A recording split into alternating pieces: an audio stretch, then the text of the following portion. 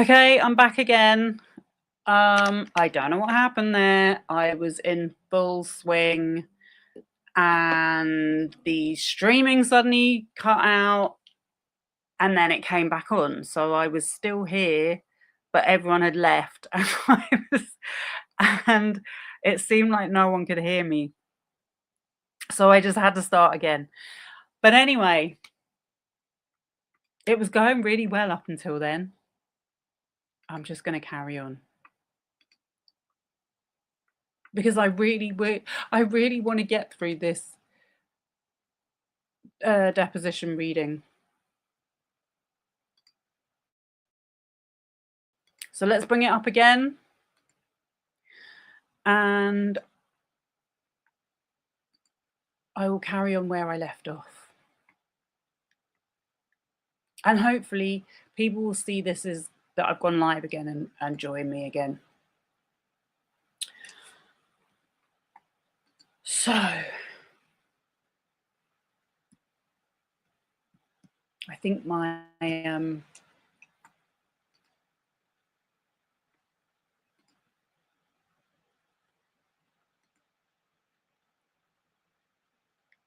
think I lost my place. So let me get back to it.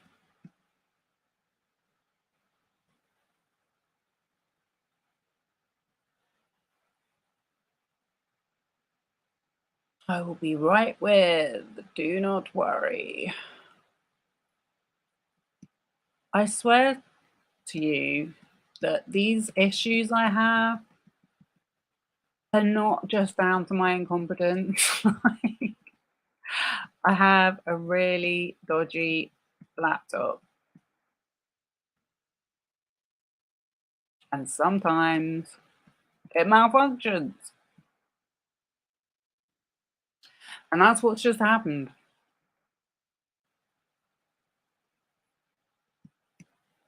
And I don't know why. There's no reason for it.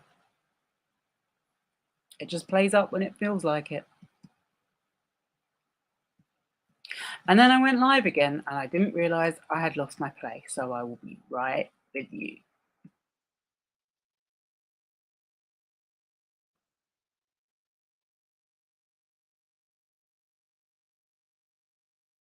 We went over Baldoni saying he didn't talk to dead people when in fact he makes out like he does. He makes out he can communicate with them, but they don't speak back to him. So that means he doesn't talk to them. And we were just about to talk about the Russian bards. And we had just spoken about how many people had expressed that they were upset or pissed off or felt that he was weird. So it can't be a coincidence that all these people not only thought that, but were saying it. And these were people that didn't often speak out about things. Okay, here is where I was. You're here. Oh, bless you. Honestly, I'm sorry. I don't know what happened then. I swear it just came out of nowhere. Right. I can't begin to speculate about what Miss Sachs is referring to when she says, I don't think he remembers honestly or knows that he's doing anything wrong. Do you see at 3:01 p.m. Ms. Janetti says, with this many people and issues, I mean they, I'm assuming that's TGEY. Just keep coming. Oh yes.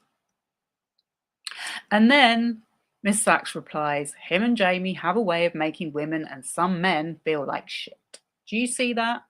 Yeah, we read that bit. And she says it is deep because they sign the checks. Do you see that? I do. And by sign the check, she's referring to Wayfarer Studios paying for people's compensation on the film It Ends With Us, right? Blah, blah, blah, blah, blah. Do you remember when I called Andy Davis a few weeks in and was like, Andy, he's inviting the department heads to go to Russian baths with him. Do you see that? Yes. Who is Andy Davis? I believe Andy Davis is the he might be the head of production at Sony Studios. Okay. And on the next, the person in charge of production at Sony. All right. And on the next page, Miss Sachs read, I was like, what do I do?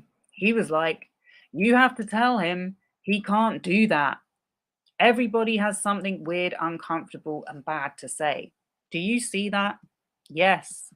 I see Ange says that. Sorry, Ange said that. Everybody has something weird, uncomfortable, and bad to say. Yes. Did Miss Sachs tell you that you weren't allowed to take people to Russian baths? No, she didn't. Did anyone tell you? No, she didn't. Did Miss Janetti ever tell you that many people had something weird or uncomfortable or bad to say about what was happening on the film? No, she didn't. Did anyone? Objection. Not until I read about them like this. Are you troubled reading this now? Objection. What do you mean by troubled?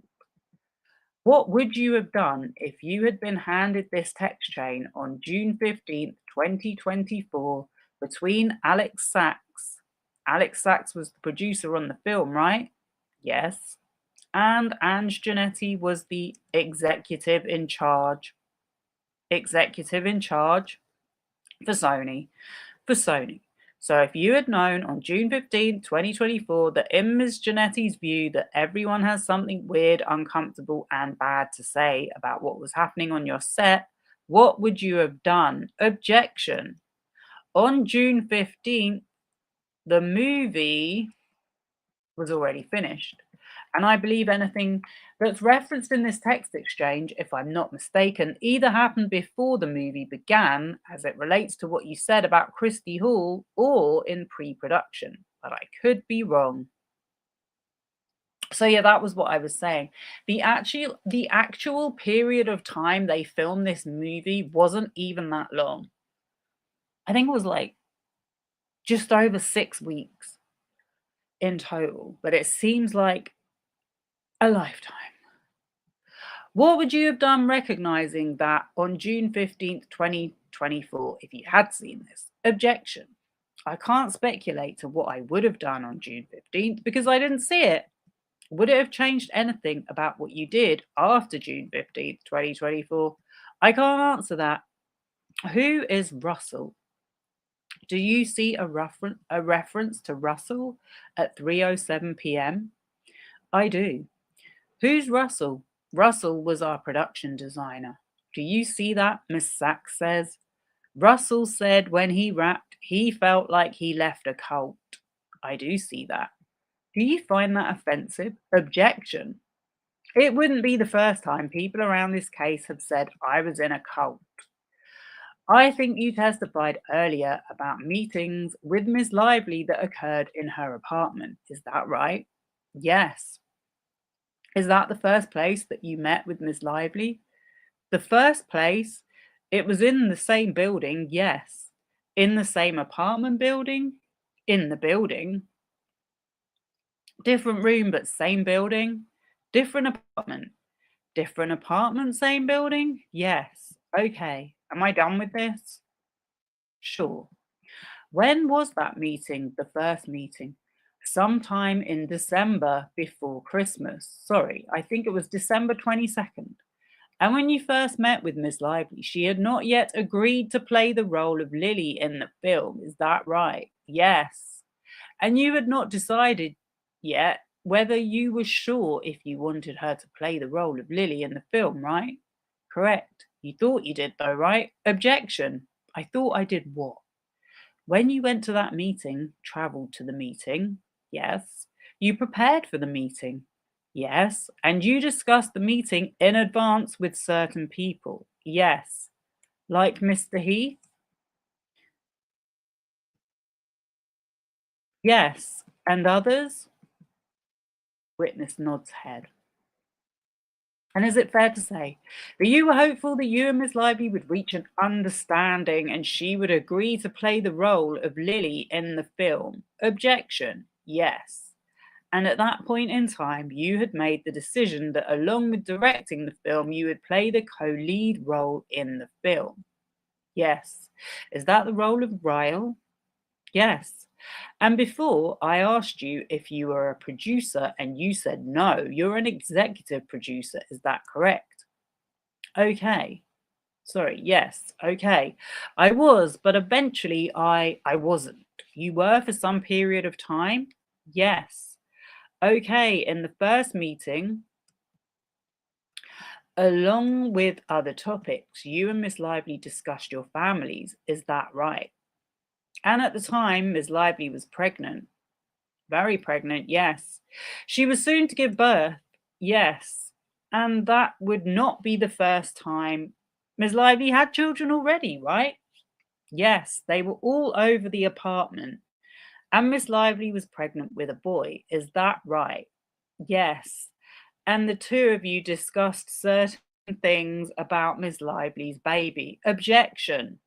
Unborn baby, yes. Okay, I know what's coming up. Let me pause for 1 sec. Among other things, you discussed whether Miss Lively's baby would be circumcised, right? Objection. That was a conversation, yes. And in the context of that conversation, did you at any point share with Miss Lively whether you were circumcised? Yes. Did Miss Lively ask you whether you were circumcised? Directly, no. Who was present at the moment when you relayed to Miss Lively that you were circumcised? There were people going all around. Mr. Reynolds was in and out of the conversation. She had, I think, 2 nannies. I felt like there was a housekeeper there. Her assistant was walking around. I think she had 2 assistants there. Her and I were sitting on the couch, but there was people all around. Have you ever told any other work colleague at any point in time about your genitalia? Objection. I don't talk about my genitalia, so no. Prior to Ms. Lively accepting the role of Lily Bloom, she received a copy of the script. Is that right? Yes. And again, if you've just tuned in and you don't know what on earth this is about, this was the first time that Justin Baldoni went to meet an actress who he was very keen to sign up for this movie because it meant that he would secure a funding package deal that he was after. To put it bluntly, and that he felt it was appropriate to have that kind of a conversation with her on their first meeting. And you did not write the script. Is that correct? Objection. Correct. I developed it with Christy Hall. Christy Hall was the screenwriter? Yes. Okay.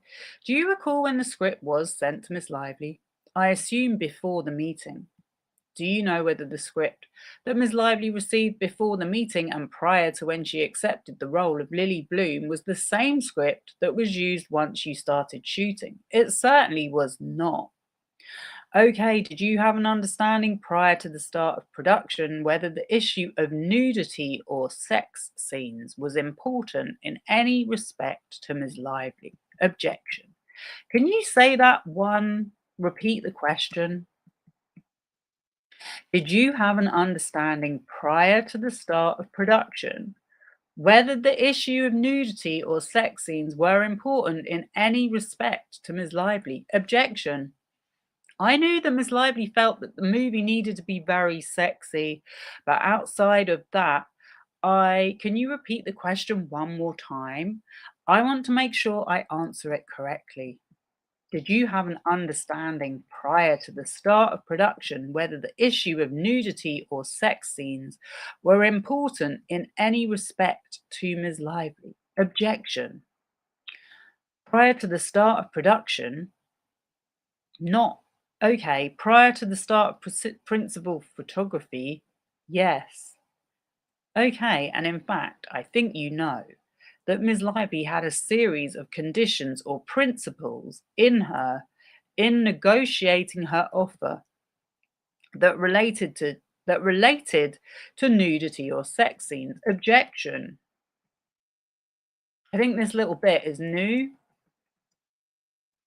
but I have been saying since the very beginning that contrary to what some of the dumb people out there think, an actress doesn't turn up for a movie and is told to get naked on the set without prior arrangement. It's called a nudity rider and it's written into the contract from the get-go. So now they're actually talking about it in this deposition. Do you know that? Objection. Are you referring to the nudity rider? Do you know anything about what Ms. Lively negotiated into her agreement prior to signing on to the role of Lily Bloom in the film relating to sex scenes or nudity? One of the content creators, I should say, that didn't seem to understand this, which I find hard to believe given that I think she had a university education, but she certainly works a lot on sets, is Candace Owens. I am aware of specific demands or requests as it relates to a document in, I believe, November, but that was after we had started filming. Are you meaning before principal photography began? Do you recall Mr. Heath ever sending you in December of 2022 changes that Ms. Lively had made to her agreement relating to the role of Lily Bloom in It Ends With Us? No. All right. So as you sit here today, you don't have a recollection one way or the other of whether Ms. Lively negotiated or otherwise insisted on certain conditions relating to nudity or sex scenes in the film. In December of 2022, I don't recall. Okay, we're going to mark Exhibit 23. Mr. Baldoni, please take a look through, and while you're looking through the record, I will note that Exhibit 23 is a document bearing the Bates numbers Baldoni 26086. Once you've had a chance to look, I will ask you some questions about it. Thank you. Have you taken a few minutes to look over this document, Mr. Baldoni? I have. And Exhibit 23 is an email and attachment that Mr. Heath sent to you on December 23rd, 2022. Is that correct? Exhibit 23 looks like an email from Lindsay Strasberg. You see the very top of the page, sir? Oh, yes. And do you see how it has a subject that says, "Forward, Blake Lively, It Ends With Us, Role of Lily"?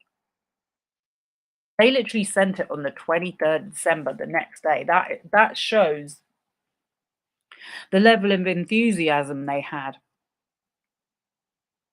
Because most production offices would probably be closed at this time, I would imagine.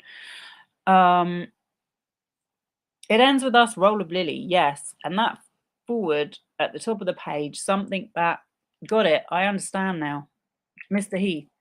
So, yes, so this is a document that Mr. Heath sent to you on December 23rd, 2022. Apparently, yes. Okay.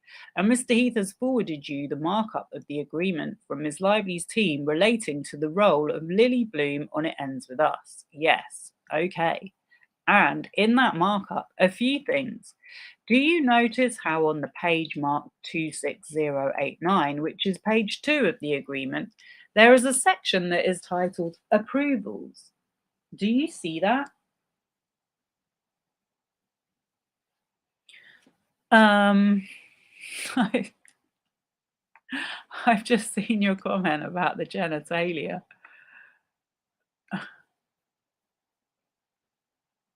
That's a good question. I mean, I still think it classifies, or was that a joke? I don't know. It does sound like the kind of answer he could come out with, though, to be fair. I would see, you see how, like, I've spoken about this illusionist called Uri Geller. I would say who was a bender of spoons. I would say Baldoni is a bender of the truth. There is a section that says approvals. Do you see that? Sorry, where is it again? It's on the page that is page 2 of the markup agreement. It says 26089 in the bottom right-hand corner. There is a section that says travel. Yes, yes. And right underneath travel, you see approvals. Yes. And you see that it says in the marked up version, as read, artists will have mutual approval rights over the following. Then there's a subpoint about hair, A, and then there's a subpoint B that's edited to say simply the screenplay. Do you see that? Yes. And so it was important to Ms. Lively in this agreement, at least as it's being expressed here on December 23rd, that she would have mutual approval rights over the screenplay. Do you see that? Objection. I see what I believe is the first round of markups and negotiations from Ms. Lively's side. Okay, because I also see it says produced by credit on screen. So to me, it looks like this was the first round of everything. It's like the wish list of everything that her team would want. So from day one, they had produced by credit on screen written into her contract.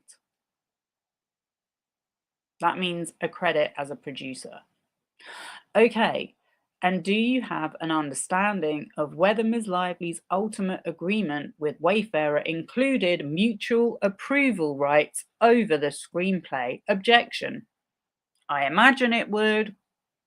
Then, on the next page, section 13, you see a number of items under miscellaneous. Yes. And this is on page 3 of the markup agreement, which is Baldoni 26090.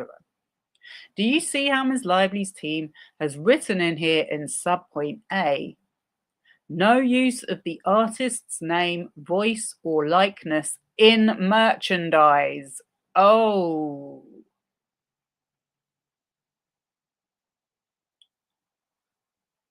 That makes sense as to why she wasn't in the coffee table book. And then other things there without prior written consent. Yes. Does that seem like a fairly standard provision that goes into these kind of agreements? Objection.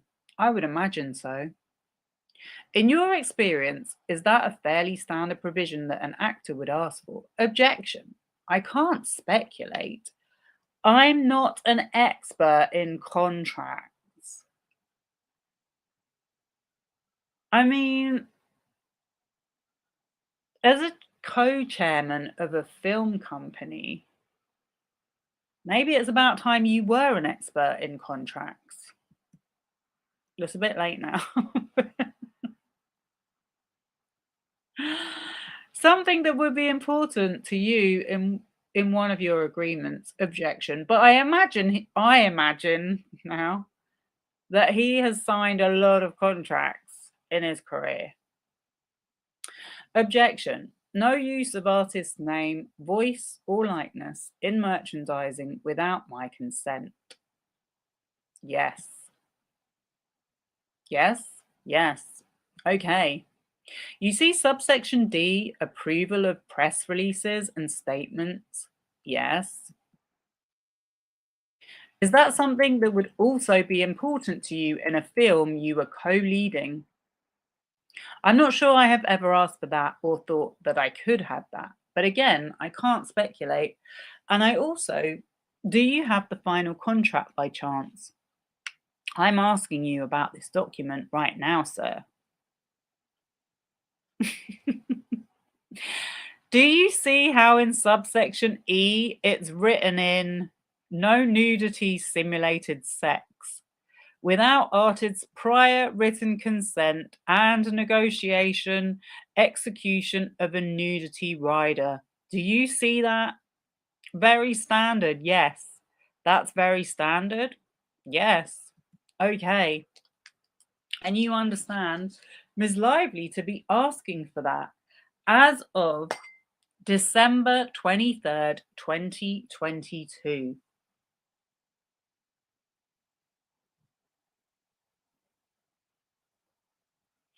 Looking at this document, I understand that to be a yeah, being asked for it by her team, along with all the other things that were asked for here in red. Okay, let's do that, please. I see a reference to you hate that people use the Forbes interview to say she tricked Baldoni into letting her contribute when she's made her exactly. Like the thing is, if you've watched Dale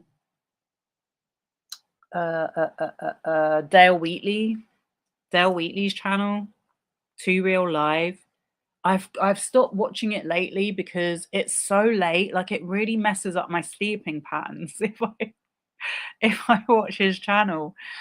If I watch his live stream, sorry. But he's worked in the film industry since he was like 20 years old, I think. And he's been saying this for months and months. Yeah, it's on at 11. It goes on from like 11 till 1 in the morning for me. So yeah, and then for some reason it's not showing up on my feed anymore. But I always like their videos anyway because I follow them. But yeah, to anyone with half a brain, the film industry is all run by contracts, like someone as experienced as Blake Lively, who has an agent at one of the best agencies, one of the top agencies in the industry, is not going to get messed about by amateurs like Wayfarer. So that's why a lot of people, yesterday we had someone in the comments in the live stream again, in the chat, sorry, in the live chat, saying, look, we were stupid for supporting Blake Lively. And I'm like, first of all, that's not what this is about. But it's not about supporting Blake Lively. It's seeing that here we have a woman that is being torn to shreds on public forums. And just about everything she's done is being complained about when that's not what she did. And that's the more important issue in this situation. Why we're still here talking about it a year later. You think they get caught in the weeds a bit? Yeah, I one thing I will say about them is they do love the movies and TV and stuff, and I'm like, I'm really not interested, especially since this. I mean, I've never been a big fan of going to the movies in my life, but especially since I've seen all of this, what goes on behind the scenes, all the stuff that the actors get up to on the set, the producers, it's a horrible, very manufactured industry. Everything is so inauthentic. There's nothing authentic about it. Like, I don't really want to waste my time going to see films, to be honest with you. That's just how I feel. I don't if anyone else wants to go and see them, they can go ahead. But yeah, they spend a lot of time talking about that stuff. But a lot of the people that watch it are really into that stuff. So, do you know what I mean? Fair play to them. And also, like, we did a little interview with Dale, and he was funny. He is very funny, actually, when he gets into his rants. I will say that. Um, okay, I'm getting distracted. I'm getting distracted.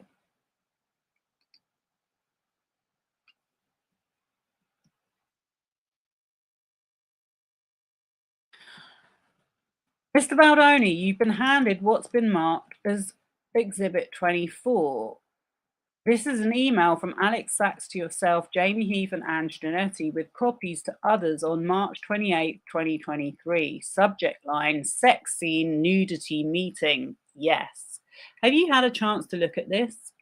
This I have, yes. Okay. It's helpful that it's only 2 sentences. It is. So Miss Sachs writes, and this is an email Miss Sachs sent to you, Jamie Heath, and Ange Janetti on March 28th, 2023. It appears to be Miss Sachs says, can the 4 of us hop on to discuss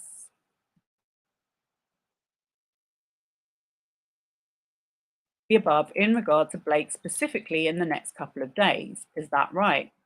And the above is the subject line: sex scene, nudity meeting. Yes. Do you understand that Miss Sachs was referring to? Do you understand what Miss Sachs was referring to or talking about in this email to you? I don't. Do you have any idea whether any such discussion happened around March 28, 2023? I remember there were many conversations trying to have these conversations. I don't remember specifically when it happened. Okay, do you have a recollection of a conversation about sex scenes or nudity happening at some point towards the end of March, start of April 2023? I remember a few conversations, yes. Okay, do you remember a few conversations with Miss Sachs, Ms. Janetti, and any of the other people referenced here on this email? Yes. Objection. Okay. Were those meetings that you recall, and as you sit here today in person, on the phone, Zoom, what do you recall? Objection. I don't. I don't recall. I know we were in the pre-production, so I think by this point we were in the office. So some may have been in person, some may have been in Zoom. Okay, you earlier testified about an initial meeting you had with Miss Lively in December of 2022. This is now the end of March 23. Had you been working on edits to the script in between December of 22 and March of 23? So you asked the other night what happened between 22 and 23. Well, we're about to find out, it looks like.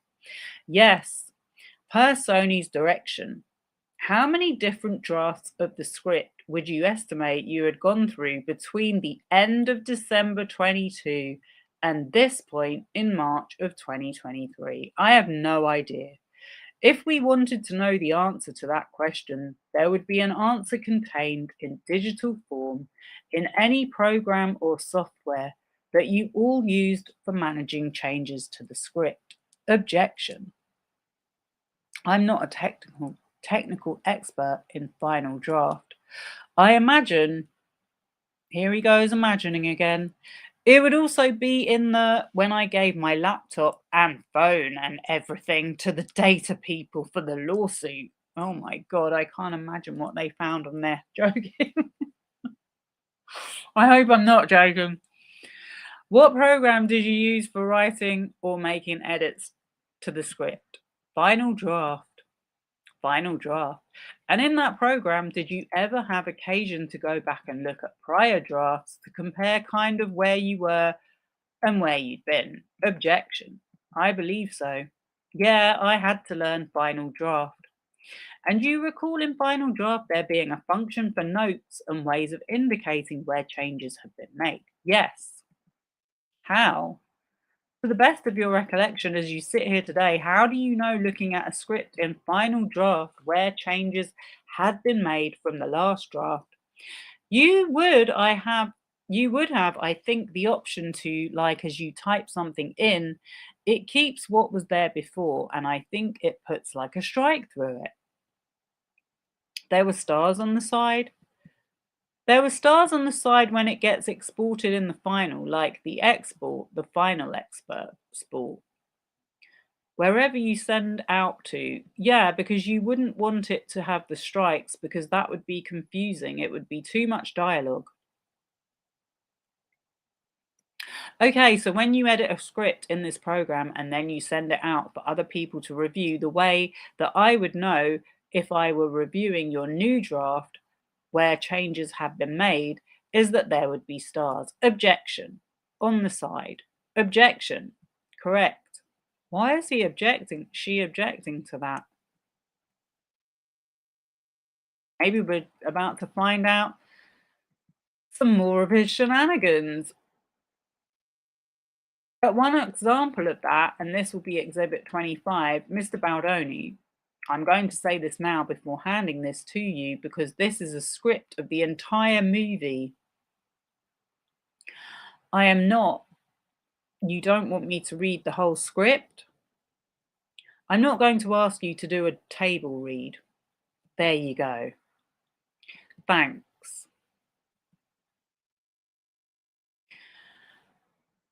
Okay, so they've got the script. What's the official clean white production draft? The first, I think, white is the first color that you would have when you start to prep a movie. Okay, and do you know who sent this to you from the production office? Whoever was handling distribution. Okay, so this is April 10th. Do you have any estimate or any recollection at all as you sit here today of how many different drafts the script had gone through from December of 22 until this point in April of 23? Official drafts? I don't believe any official drafts. Any drafts that had been saved on the system as a new draft. I couldn't estimate. Is it fair to say that you were tinkering with the script often during that period of time? Objection. Tinkering wouldn't be the word I use. Revising. I was revising, sure. You were making edits, and I think you said earlier, in conjunction with Sony, in conjunction with the producers and also the writer, Christy Hall. Okay, I want to direct your attention to page 47 of the script. On page 47, I believe we were in scene 39. And there is a description at the bottom of the page of a bedroom scene. Do you see where I am? Yes. And do you see in that description of a bedroom scene a description of a sex scene between the characters Ryle and Lily? Yes. What part of the movie is this? Objection. This is the beginning of their romance, I believe. This is right as they are falling in love on screen. Did you write the words that appear from the bolded bedroom to the end of the page where you have an italicized these two newly formed lovers, then italicized, become one? I don't believe I did. Who do you believe wrote that? I believe those were Christy Hall's words. All 3 paragraphs. I'm sure that I adjusted some words. This, to me, my memory of it, this was written and feels like Christy Hall's writing. Do you know one way or the other, as you sit here today, whether this description of a bedroom scene between Ryle and Lily was in the script that was sent to Ms. Lively in December of 2022?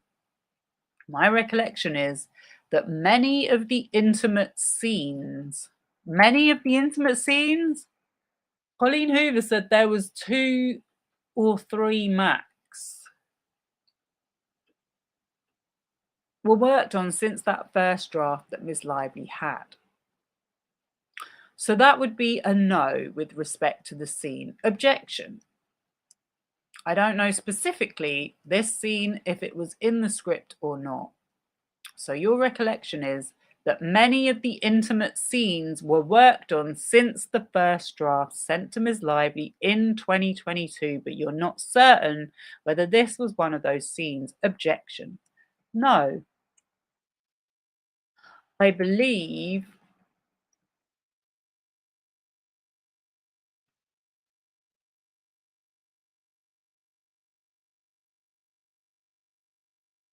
those were Christy Hall's words. Oh, I read that. Wait. No, I believe I was. I left out the word was. I believe I was answering your question about whether this scene was in the initial script or not. See, he's doing that delaying tactic thing again. Okay, that's all. So yes or no, was it? That's what I said is, I don't know if it was in the initial script. Okay, but then in response to it, you also said that's my recollection is that many of the intimate scenes were worked on since the first draft that Miss Lively had. Correct. So you're saying that many of the intimate scenes that were in the script, yes, that Miss Lively saw in December of 2022 were scenes that you were working on in between December of 2022 and April of 2023. Correct. Objection. Okay.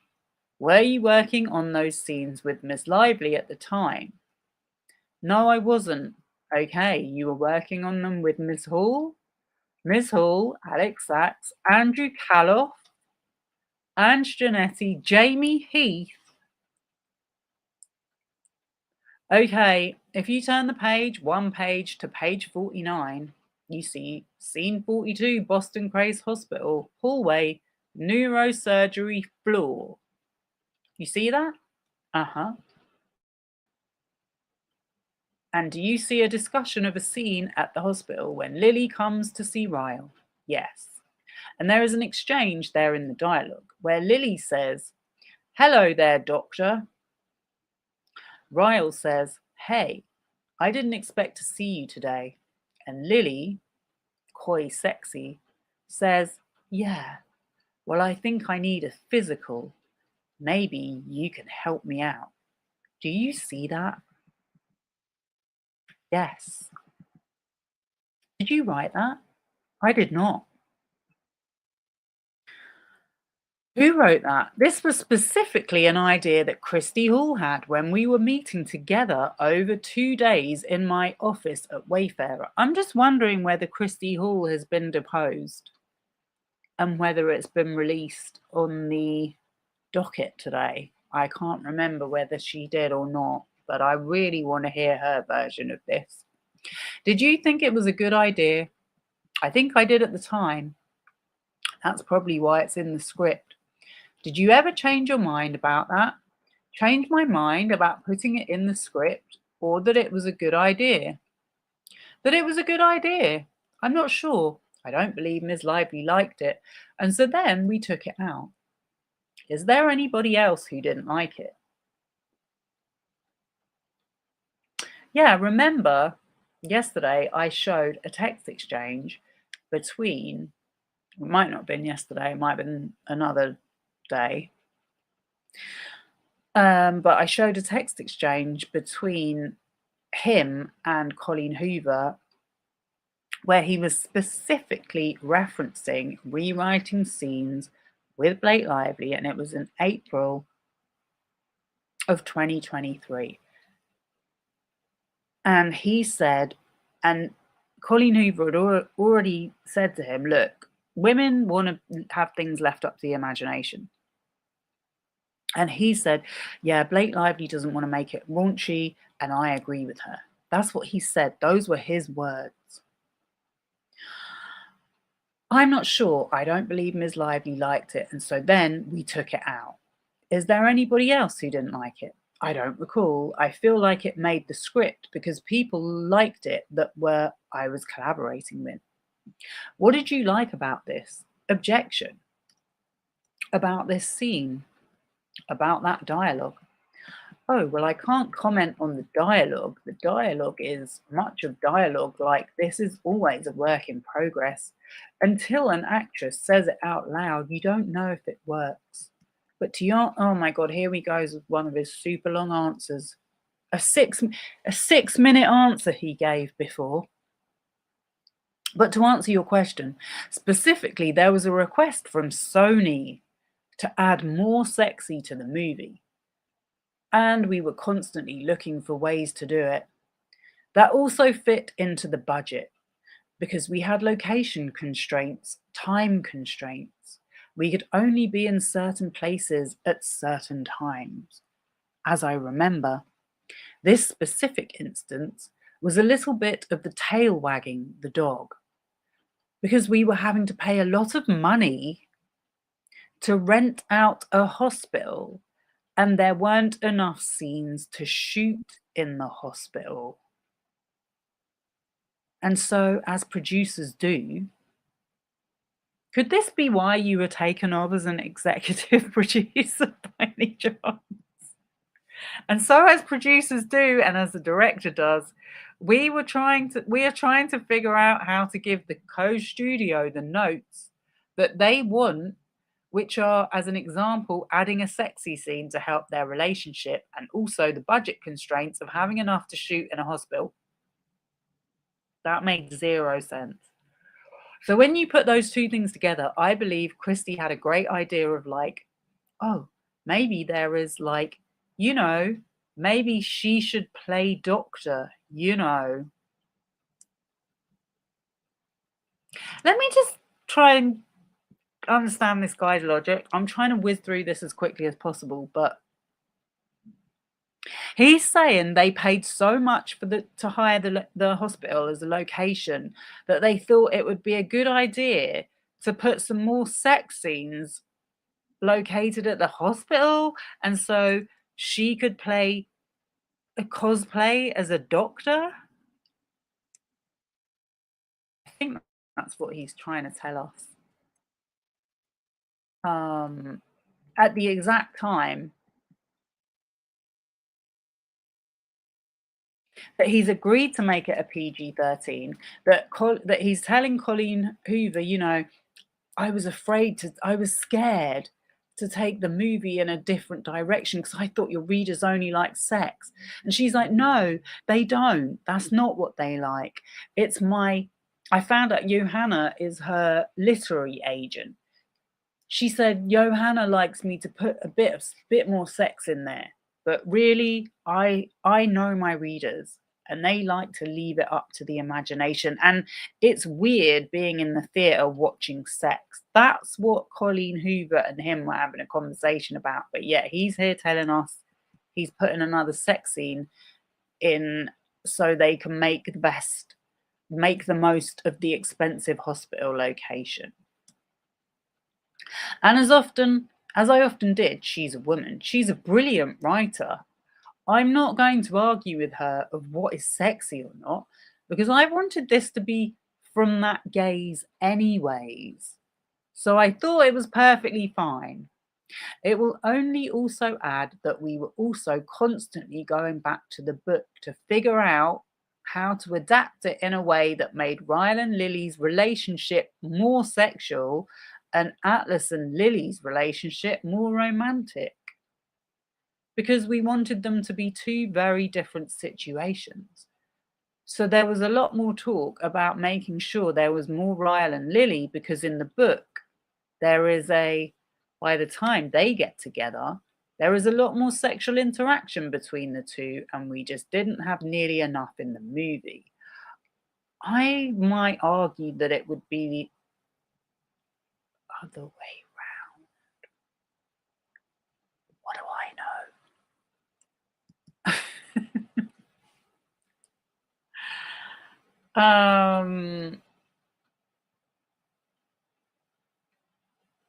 Did I say that? And we just didn't have nearly enough in the movie? I just think the guy is obsessed with sex. And the fact that he's playing the adult, or not the adult, well, the adult relationship lead.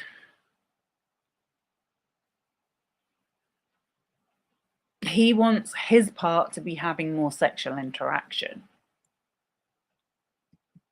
Is there a scene in the book that involves Ryan and Lily playing doctor in the hospital and then having sex in an exam room? No. And I think your testimony was. It was a good idea to add this because it made good use of the amount that the studio was paying to the hospital for production. Objection. I don't believe that was my testimony. That was how I interpreted it. I don't believe that was my testimony. Would adding a sex scene not in the book be considered gratuitous? Objection. No, because none of the sex scenes that were in the movie as they currently exist were ever in the book in the way that they are. At the beginning of yesterday's episode, he said that he argued with Steve Sarowitz about there being too much gratuitous sex in Hollywood movies. If you flip to page 81 of the script, are you there with me, sir? Yes. Do you see A69? Yes. And there is a reference to Aria Hotel Penthouse Suite Night. Yes. And this is wedding night for Ryan and Lily. Yes. And you see towards the end of that, it's written,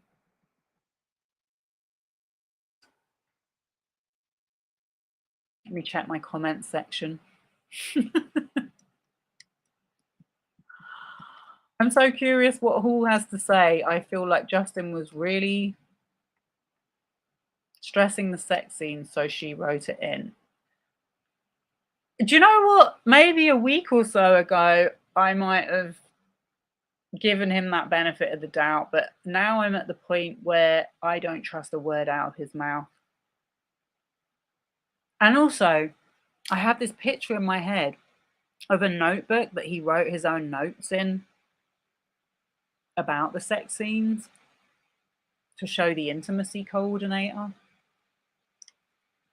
which I think is going to be relatable to the next bit of transcript I'm about to read.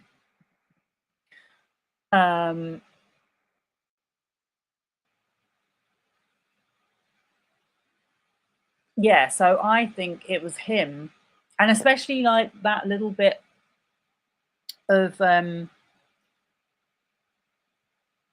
was it a recording or a message or something where he told us how he spoke about Christy Hall in a very derogatory way. I can't imagine him letting Christy Hall do much. I think he would have been completely controlling her. That's how I feel about him now. Okay, so this is a written part of the script that says, as the two climax at the same time, they lock eyes and cannot help but smile, baffled that they found each other.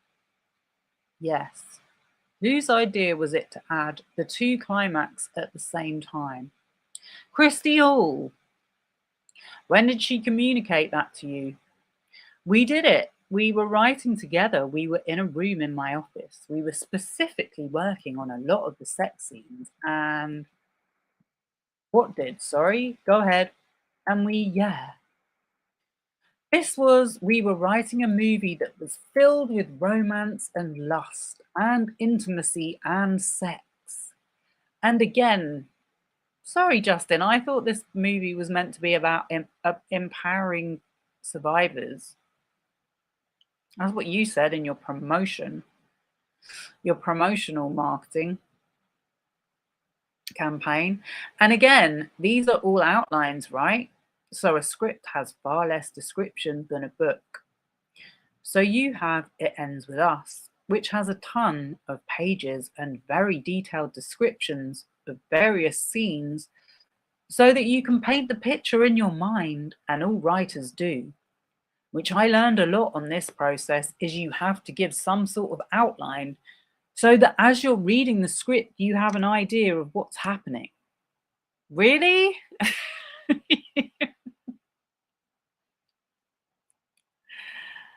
You don't say. And then you work out all the details once you start production, both with the actress in accordance with what is standard for approval, and then after the actress with the intimacy coordinators to figure out what each of these things really mean. I think the intimacy coordinators are there as a sort of safeguarding role as part of the nudity rider agreement. I don't think they're there to figure things out. Or maybe you're saying that to figure out what you can get away with. Did you ever have a conversation with anyone else, cast, crew, production, on It Ends With Us about Lily and Ryle climaxing together other than Christy Hall? I think I spoke about every single intimate sex scene with our intimacy coordinator. Okay, so Miss Hall was your intimacy coordinator? And then eventually Ms. Lively.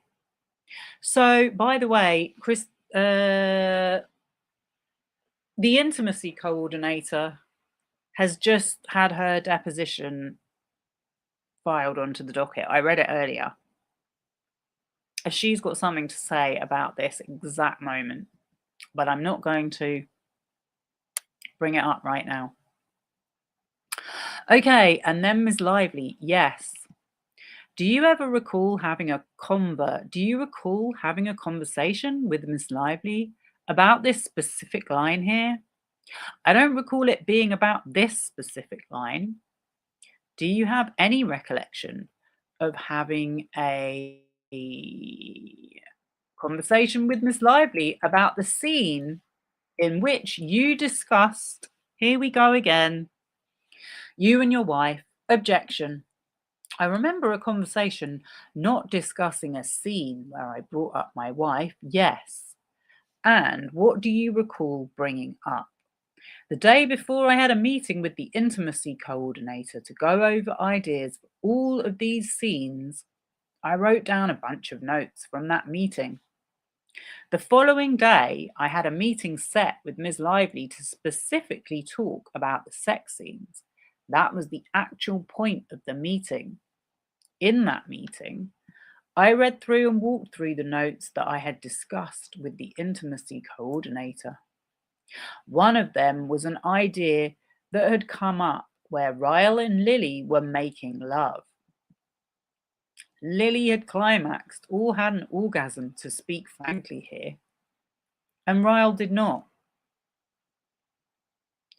And the idea, as the intimacy coordinator and I were talking about things that women have not seen on camera yet, things that would be unique, that would be attractive to the female gaze, which was the purpose of that meeting. The idea was that Ryle would then stop and say, just watching you was enough, or I'm good, or something like that. When I shared that with Miss Lively, she then made it personal and said, oh God, that would mortify me if that happened to me.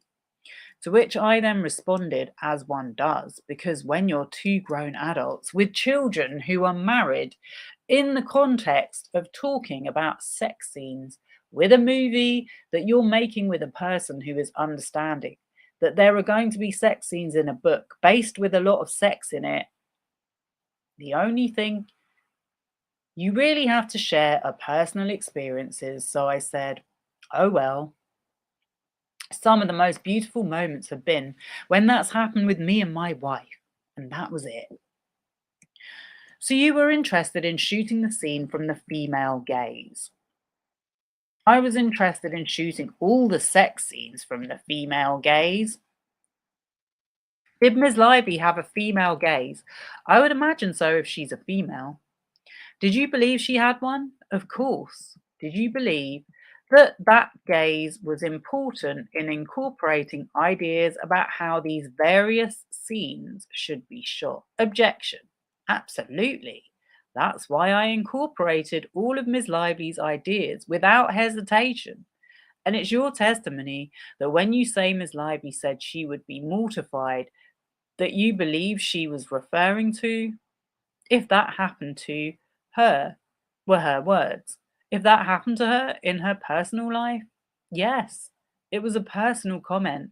Like it was inferring that if she was inferring that if her husband didn't finish, if she didn't finish her husband or climax her husband, that she would be mortified.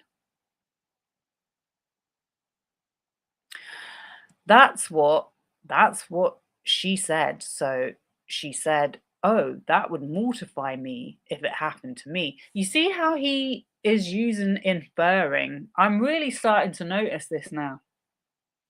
He says, "I don't want to give you the wrong answer. I couldn't say for sure," when he literally could say for sure. And then at other times when he's certain about things, he says, "She inferred," or "That's how I understood it." Like,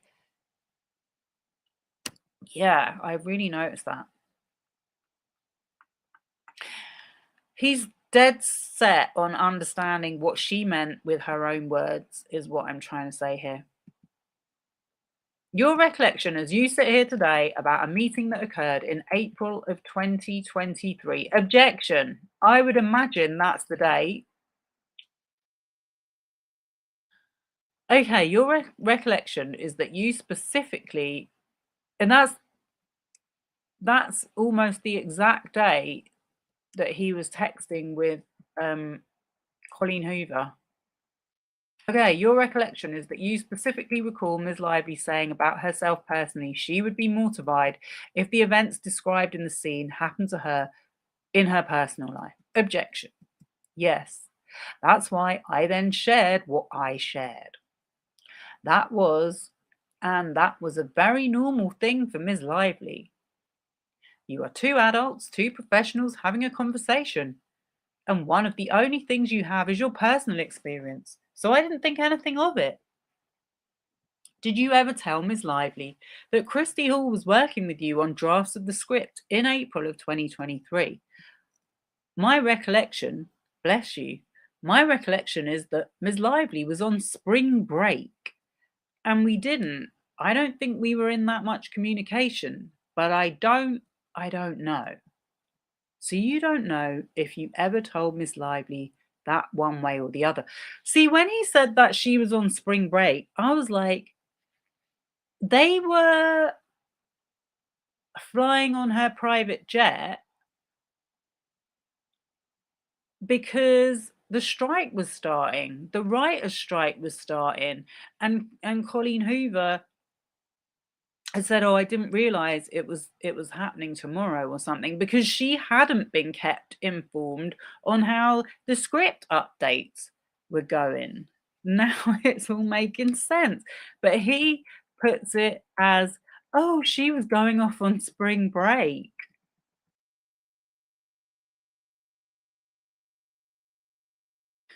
I imagine I did because I oftentimes told her I'm not a writer, and I was kind of in this position where I was having to write. Okay, you imagine you did, but earlier we talked about it's your recollection that matters. So do you have a recollection? I don't have a specific recollection of a conversation where I said to Ms. Lively that Christy was helping me. Okay, but you did tell her that you had worked on ideas for these scenes with an intimacy coordinator. That was the entire context of the meeting we had at her place. And who was the intimacy coordinator? Lizzie Talbot. Did you read Miss Talbot's deposition transcript in this case? No. Have you ever talked to Miss Talbot about her recollection of any of the events relating to the script or production in this case? No. I think it is about lunchtime, so why don't we go off the record? Yeah, so as I said, I'm pretty sure Lizzie Talbot's testimony has been filed. And I'm sure I'll get round to somehow incorporating it into my commentary. There's just so much to digest at one time. But yeah, I just feel like this second reading of his deposition, bringing up all the extra context that I have been doing, the guy talks out of his arse.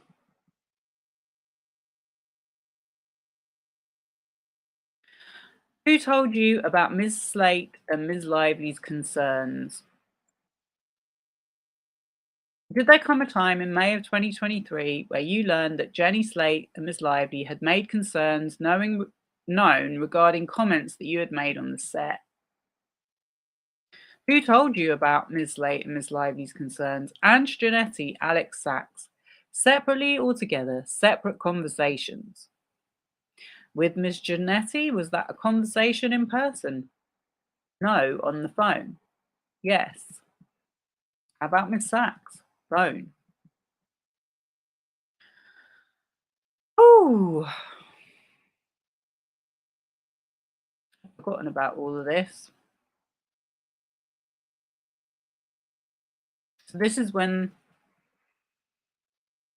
it's all I can really picture the whole timeline in my head now. So yeah, they broke for the writer's strike, and Blake had this event already scheduled in, because I've literally just seen an email from her agent which says these are the dates she has available. And then they were trying to like lock her down more, and he was like, look, if you can't make it work, then you'll have to find another actress, because she's got this other thing, and that is, the deal is done, we're not losing it. So now I understand why he's feeling all this pressure, and I just kind of feel like he felt he could, because it was going to be rushed, he would get away with it. That's kind of how I feel about this guy now, with my new impression of him. So he says, I recall Miss Slate having lunch with Miss Sachs and saying that she'd listed a few things. She said Miss Slate had not appreciated the recording that I had made during pre-production with her and Ms. Lively. And I think also what else happened was that Blake Lively and her baby caught COVID.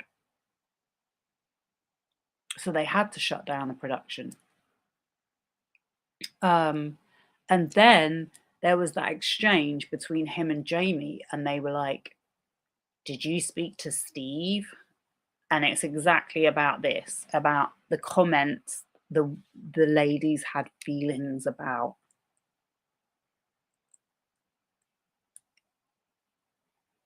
She had not appreciated a comment that I had made. Okay, wait a second. She said Miss Slate had not appreciated the recording that I had made during pre-production with her and Ms. Lively. So he's recorded them on his phone.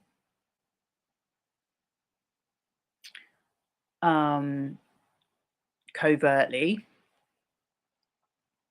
She had not appreciated a comment that I had made on set regarding her wardrobe, something she was wearing, I believe.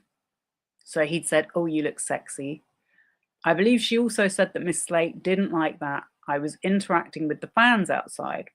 There was a lot of fans when we were shooting, and then on certain breaks, I would go and just say hi to them because they were out there all day when I was on a super tight schedule. Okay. And if I recall correctly, she was saying to Miss Sachs that she didn't want to be asked to go out and do that as well, because she was a private person. So she was asking to not interact to be asked to interact with the fans. I don't know if it was Alex or Ange who told me that she had felt the set was too huggy or comfortable or whatever. I know huggy was a word that was used because I remember the word. So we've got the sexy comments, the thing about you've got the best apartment because we value the sanctity of motherhood. The covert filming of them on his phone because he felt lonely. He wanted her to go out and mingle with his fans. And he was doing too much hugging. So it's kind of stacking up now.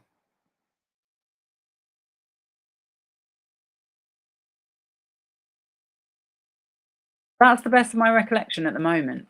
So between Miss Sachs and Miss Janae, you were told that Miss Late thought the set was too huggy, yes? You asked me about Miss Sachs, so I was just answering for Miss Sachs. I thought you just said you weren't sure if it was Miss Sachs or Miss Janae that said that. Oh no, I thought your original question was to recount what Miss Sachs told me, if I misheard that.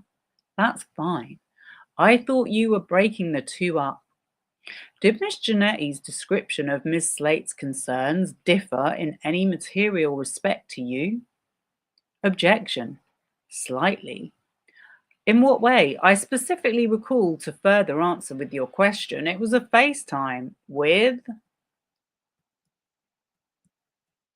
Miss Janetti.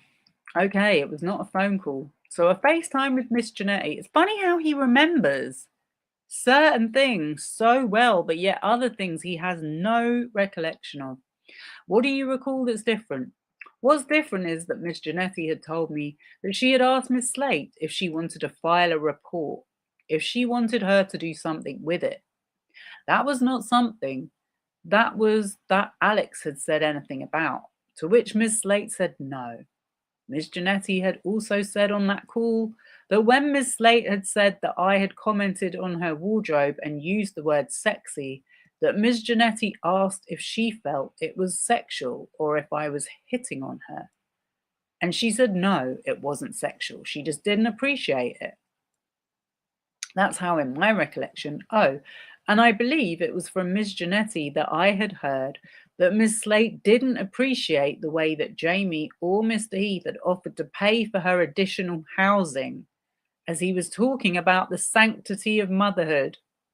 And I wasn't there, so I don't know, but she didn't like that, I guess.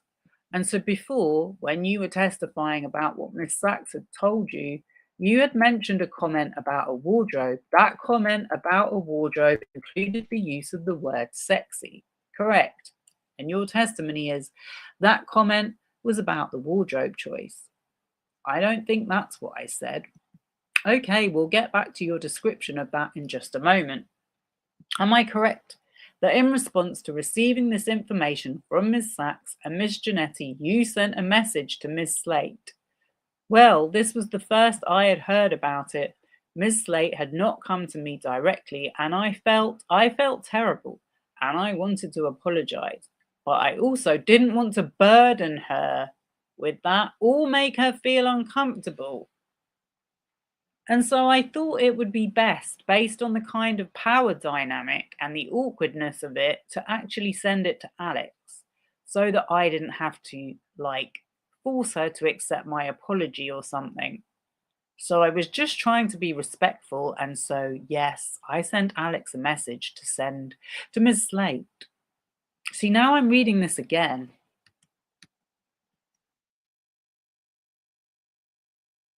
The exact opposite of what he's saying is actually true. It's like, I didn't want to burden her or make her feel uncomfortable. Why would she feel uncomfortable by you apologizing? You've already burdened her and made her feel uncomfortable that she had to go and tell someone else about your behavior. He has the weirdest logic. It's non-logic. It's the opposite of logic. And so, yes, I sent Alex a message to send to Miss Slate. You didn't want to make Miss Slate uncomfortable by sending her a message directly. Yes. And that's because you understood that Miss Slate was already uncomfortable in certain respects. Objection. Well, I understood that since she had shared that she had not appreciated some of my behavior, as soon as I was aware of it, I didn't want to add to that in any way. So I wanted to send it to her. So I didn't create any more discomfort. Any more discomfort? Objection. Yes, correct. Okay. And you were also informed about Ms. Lively's discomfort as well, correct? Objection. Not from Alex Sachs. From whom? Ange Giannetti. Let's bracket that and come back to it. Let's continue on Ms. Slate for a moment. Okay. I want to show you a document. This will be Exhibit 26. And this is a text exchange between you and Alex Sachs. Is that correct? It appears to be. The date is May 30th, 2023. Is that correct? May 30th, 2023, yes. Okay. And do you see at the bottom of page 31948 at 9:46, you ask Miss Sachs if you can send your notes to Jenny and Blake? I do. And then, do you see on page 31949, you send 2 draft notes to Miss Slate and Miss Lively? I do. You send them to Miss Sachs. Draft notes to, yes. To Miss Slate and Miss Lively. I send them to Miss Sachs, yes. Okay. And in the note to Miss Slate that you're asking Miss Sachs to send, you say, as read, I recognize the last few days of filming have been difficult, but I wanted you to know that the work is really great and I'm excited for what we're creating. Were you being straightforward and truthful when you said that the last few days of filming have been difficult? Yes, I said. First off, thank you for putting your all into the film. And then I said, I recognize that the last few days of filming have been difficult. So that was, well, they were difficult. So I was being truthful, of course. Those few days had been challenging on the set. Every day on a movie set is honestly challenging, but those few days, yeah, there were a lot of big challenges those few days, production wise. Then you say, equally important is that I was made aware of your concerns. I wanted you to know they are fully received. I hear you, and adjustments will be made accordingly. And your reference there to your concerns are those the concerns that you had just listed out to me that you had been relayed from Ms. Sachs and Miss Giannetti, correct? The ones involving myself, yes. Are there any other concerns that as you sit here today, you can think of that you could have been referring to other than the ones you just testified about? Specifically, I was answering your question as it related to Jenny Slate. So if you're talking about concerns in general, what I'm talking about is your reference here to your concerns. And all I'm trying to understand, sir, is if other than what you just testified to, there's anything else you can think about that you were referring to when you wrote your concerns.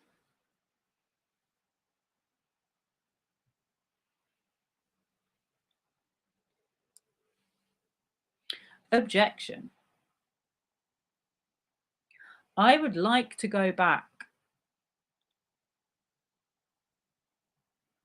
I would go back to a previous question and then I would include a concern that wasn't, I don't think, mentioned to me from Alex.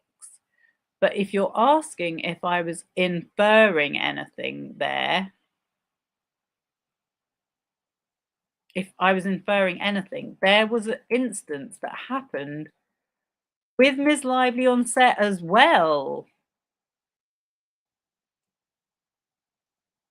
where I also used the word sexy in relation to wardrobe that Miss Slate was there for. So I would lump that into overall concerns. I'm so tempted to bring up the text exchange with him and Jamie, but depends if I can find it or not. Let me see. Let me see how quickly I can bring it up.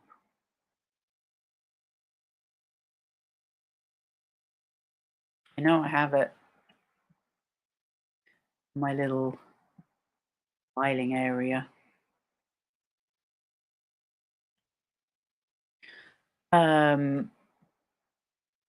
It's just so funny because I'm just so familiar now with everything that's gone on. I'm just seeing things differently. I'm seeing things in such a clear way. It's like he's put a smoke screen over the entire production. And now that we have all these exhibits and depositions and filings, we can actually see the true version of events without the smoke screen in place, if you know what I mean.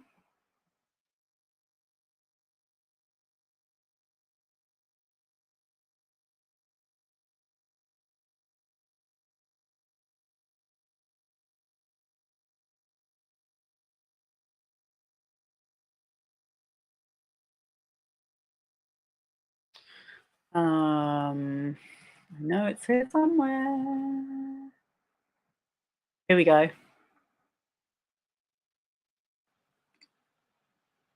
So this was on the 28th of May, 2023.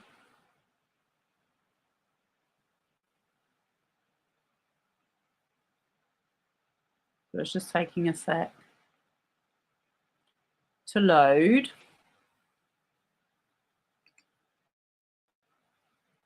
This was filed back in August of last year.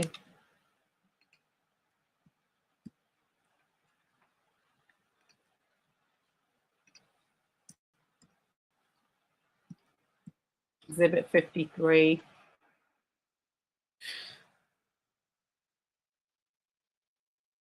So Jamie says, oh, Justin says, I'm just by the pool listening to stuff and trying to release. Hey, brother, I'm up in Philly. Be back mañana. Jamie says, conversation is going really well and Alex is in a good place. Jamie, you you don't get Alex at all. She cannot stand you. She literally said you shouldn't be on the set because you are an amateur and you don't know how to produce. I'm going to set it up for you two to talk. But you shouldn't share all that I've shared about what she says about you other than what I say now. Let's keep it up. Justin FaceTime me. Caliph called me. What does he know? Nothing. He knows we got shut down for COVID. Haven't to talk to him since then. So nothing about Blake or drama? Nope, of course not. He knows that she wasn't happy about getting COVID. I mean, he's fine to know that stuff. He's our guy. I told Steve today. I talked to Steve last night also. I didn't share about the comments the ladies had feelings about. Didn't want to share anything you hadn't yet. I shared with him today. He said he should come to sit and remind Blake whose money this is. And I said, that's not the best idea. Yeah. He said that too to me, too, regarding how difficult she is to work with. He doesn't quite get the nuance. See what I mean? You just get a different feeling from it now. I do anyway. Especially after watching Steve and his "I'm a billionaire, I can destroy you" interview that he did to promote the movie.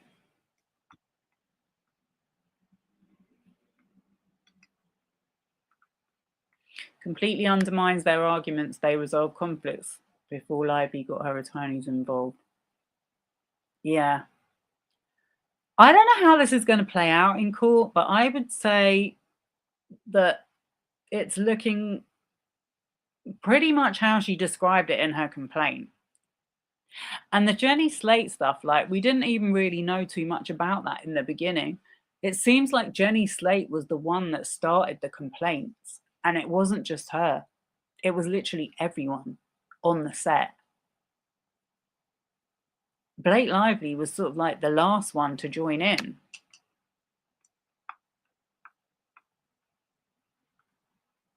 So it seems now. Anyway, let's get back to this, because we've still got Dr. Amen to get on to. I can't wait. I didn't realize it was this much. So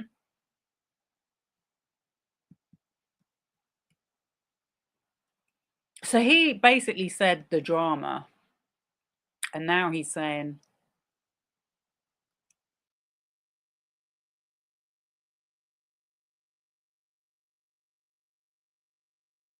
you know, oh, it was just a comment I made. No biggie. All I'm trying to understand, sir, is if other than what you just testified to, there's anything else you can think about you were referring to when you wrote your concerns. Objection.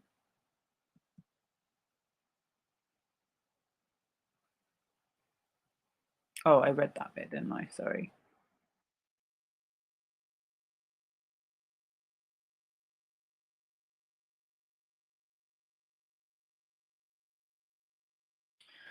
I can't remember where I was. I would go back to a previous question, and then I would include a concern that wasn't, I don't think, mentioned to me from Alex. But if you're asking if I was inferring anything, there was an instance that happened with Miss Lively on set as well, where I also used the word sexy in relation to wardrobe that Miss Slate was there for. So I would lump that into the overall concerns. And you knew that Miss Slate was concerned about that comment as well to Miss Lively. Miss Slate and I had a conversation with Miss Lively about that comment. Okay, and Miss Slate told you she did not appreciate or feel comfortable with that comment. I don't believe those were the words she used. What were the words she used? I believe I don't have the exact words, but it had to do with, in general, it's like we are the collective, we are staying away from the collective. We are staying away from using those words to describe, women's bodies. It was like Miss Slate is a very funny woman, kind of a disarming, joking kind of way. But it wasn't your words, so do you think that was Miss Slate's female gaze? Objection. Do I think her words? Objection to describing her wardrobe as sexy would constitute her female gaze on that particular situation. Objection. Yes. Did you have a different gaze from your male perspective? I don't know if it's possible, but I can have a different gaze as a male. So I'm sorry, I don't know what you're asking. So Ms. Slate, not you, would know from this is someone who said they were addicted to porn in their 20s up until their 30s. He doesn't know what a different gaze is. The female gaze, the impact of having somebody say that you look sexy in a piece of clothing. Objection. That's not what I said to Miss Lively, but absolutely, Miss Slate would have a female gaze and I would not. Would Miss Lively have one? As I said earlier, so long as Miss Lively identifies as a female, she would have a female gaze. That sounds like a very derogatory statement. Okay, do you see, were any of the concerns that were reported to you by Ms. Slate provided to anyone in HR at Wayfarer Studios? To my knowledge, no. You did not report any of the concerns that Ms. Slate had raised with you to anyone in the HR department at Wayfarer Studios? I did not. Do you see that you've also written a note to Ms. Lively here? I have. And you essentially use similar language here with respect to Ms. Lively's concerns. Is that right? Yes, you say. I want you to know that I've been made aware of your concerns and I hear you. They are fully received and adjustments will be made imminently. Do you see that? Yes. And you say, as read, the dailies look wonderful, are looking wonderful. And while the last 2 days were tough, I assure you that your work was fantastic. Do you see that? Yes. And you say, I truly believe you're creating one of your most honest performances that will have a long lasting and powerful impact. Do you see that also? I do. Were you being dishonest when you wrote this to Miss Lively? No. You believed all of that? Yes.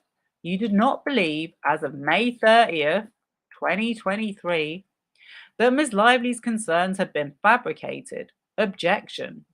The concerns, well, I don't think we've talked about her concerns yet, but the concerns to which you are responding when you say, I've been made aware of your concerns and I hear you. They are fully received and adjustments will be made imminently. With respect to those concerns that you're saying that you've been made aware of and they are fully received and adjustments will be made imminently, those concerns were not fabricated, right? Objection. No. You believe Ms. Lively communicated those concerns to you, let me strike that. You believed that Ms. Lively communicated those concerns in good faith. I believe that the primary concern also being COVID, the reason that I was told she called Ange Giannetti is a very valid concern. Yeah, you know what else I'm thinking about as well is the fact that you were out mingling with your fans, which would really have compromised the safety of a COVID set. Another way in which, as the chairman of the company, you didn't make a good decision, Justin, and yet you don't acknowledge it. I was made aware of that she also didn't appreciate the use of the word sexy, but also that I apologized in the moment. And in her own words, we were good because we had actually discussed this in person afterwards. The majority of the concerns that I took seriously had to do with the way the set was being run. She was very adamant when she spoke to Sony about the firing of the first AD. She wanted a change. Well, I think we're going to need to look at the other people's their positions to see about that one. So it was my understanding that the majority of the phone call with Ms. Giannetti had to do with COVID and the firing of the first AD. And those were the concerns that I can recall being aware of. which I do not believe were fabricated, and she had every right to feel the way that she felt, including her concern with respect to your use of the word sexy. She has every right to feel that way about that word. But that was something we worked through immediately on the spot.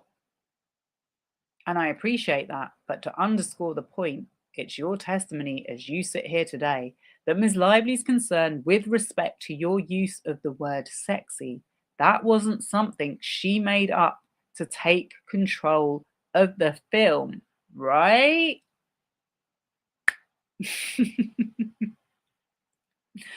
Mic drop by Mike. Objection.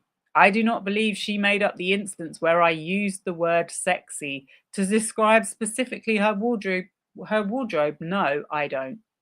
And Miss Slate's concerns were not made up so that Miss Lively could take control of the film, right? No. I also can't speak to what Miss Lively's intentions were at the time. I want to show you. Did you ever talk to Miss Slate after sending this message? Did you ever talk to her about this situation or her concerns directly? I didn't feel it was appropriate to put her in that situation. So from that point on, I gave her high fives and complimented her on her work and didn't hug her and never used the word sexy again. I deserve a medal for my restraint, acting like a normal boss with a policy handbook that tells me that that kind of behavior was harassment. I want to show you a document,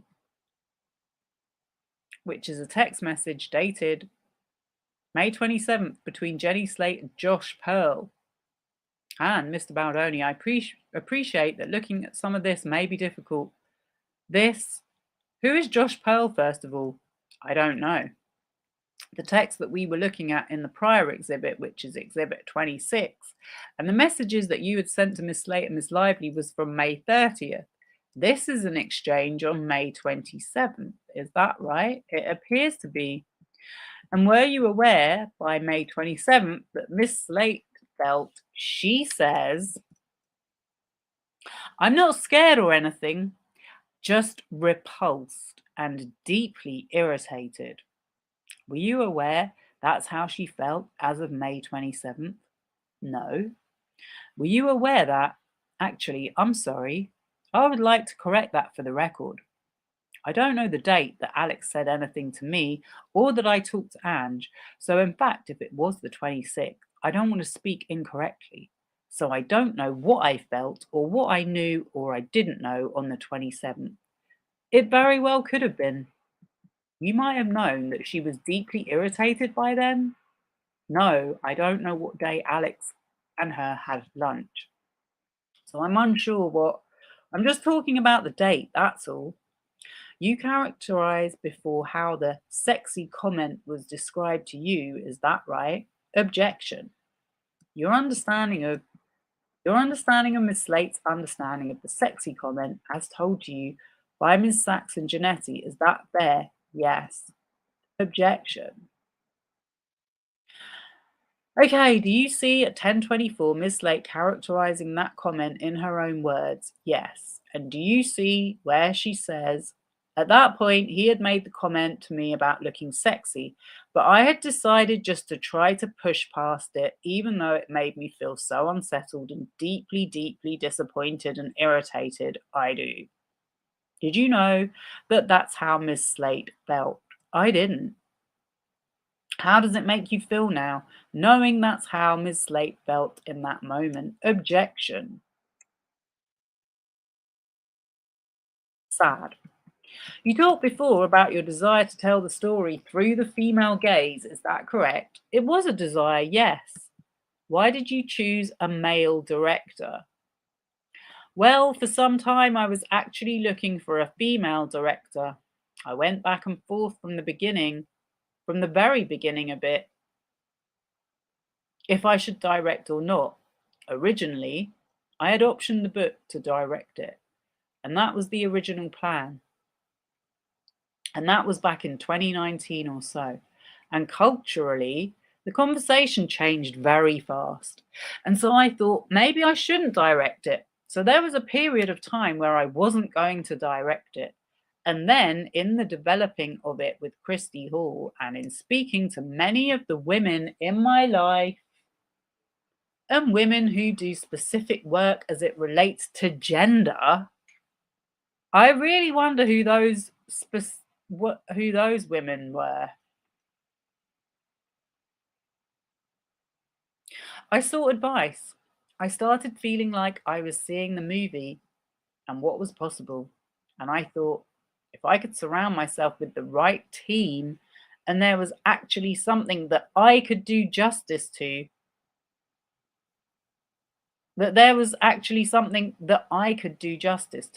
because it wasn't solely a female story. Oh no. Oh my God. There also were elements that I believe could be really helpful to men. So ultimately, because I had the rights to the film, see, when you start thinking about what Craig Hodges said,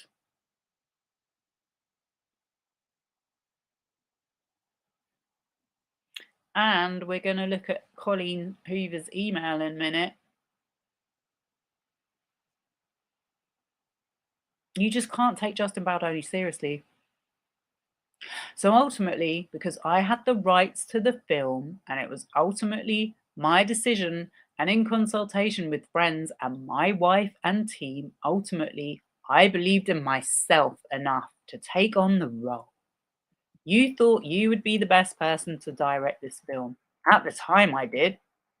Did Colleen Hoover ever tell you that she wanted the director of It Ends With Us to be a female? My recollection from the very beginning was that Colleen Hoover knew I was going to be directing this film. That was why she gave me the rights. So my question is, at any point in time, did Colleen Hoover ever tell you that she wanted the director of the film to be female? I don't remember a conversation like that. It may have happened, but I feel like I would remember.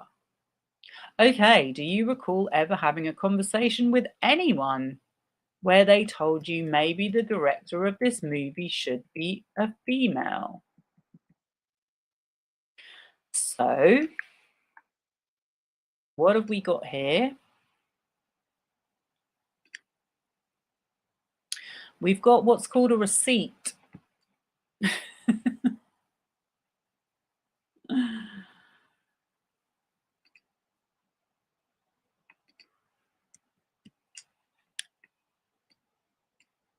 I knew I'd get there eventually. Okay, so this is an email exchange. This is the second email exchange between Justin Baldoni and Colleen Hoover from 2019.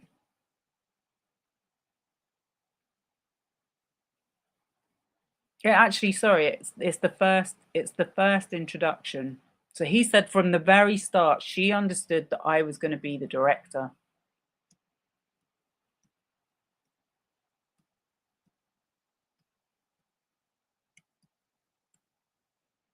So February 1st, 2019. And 6:33. The introduction was made by Johanna Castillo. She said, "Hi Justin, I am so happy to introduce you to my dear friend and author for life, Colleen Hoover. I think you two could work wonderfully together." Justin, Colleen also runs an amazing charity, the Bookworm Books. She actually does give to charity, I believe. So then we have Justin's reply. And he says, "Hey Colleen, thank you for the intro, Johanna. Wow, it's such a pleasure to meet you, and thank you for being open to having me potentially option your book. Some quick backstory. My purpose and intention in this insane business is simple: create impact by making content that helps us remember our shared humanity. Content that asks us to be better, to make the hard choice in the moment that one day on our deathbeds we will be grateful for. It's been a tough road, but an incredible one, as our industry doesn't often reward those of us trying to challenge culture. Luckily, it's the messages of those that watch the content that are the reward and the lives we have affected. I've always believed the financial reward will come, but it's not the primary motivation. As Joanna may have told you, I am building and got funding for a company whose mission is to tell high-end, meaningful stories. And I just finished my first film with my second setup at WB going this fall, based on this, with a link to it, short doc I directed 7 years ago. Also, if you'd like to see an early screening of 5 Feet Apart, I'm sure I could make that happen as well. Where are you based? Then he talks about he's so excited to potentially work with her. Oh, that bit was redacted.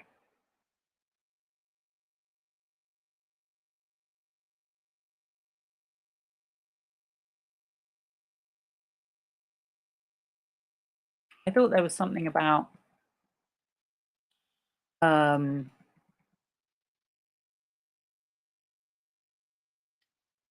it might be on the other email.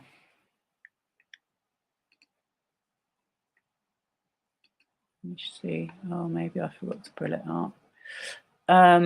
So there's another email from Colleen Hoover about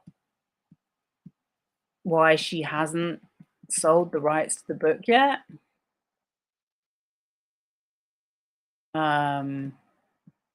She makes it very clear.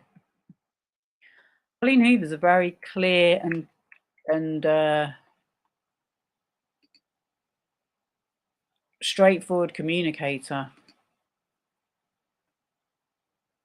Right, so I think it's this one.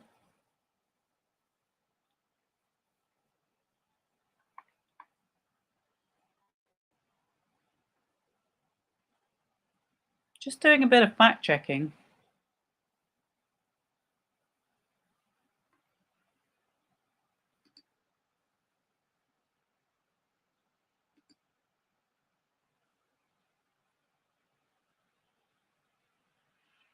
Super slow. Super slow.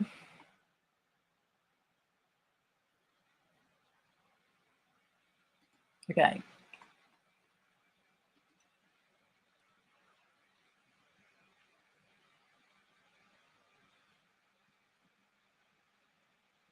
So this was on April 2nd.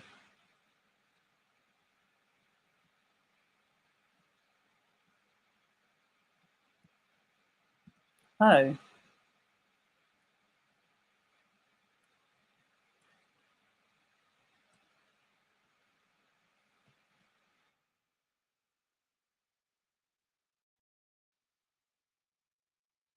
I go past it?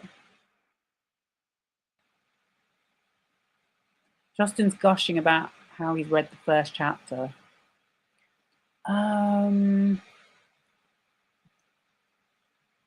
Oh. I missed it. It was on the first one, okay.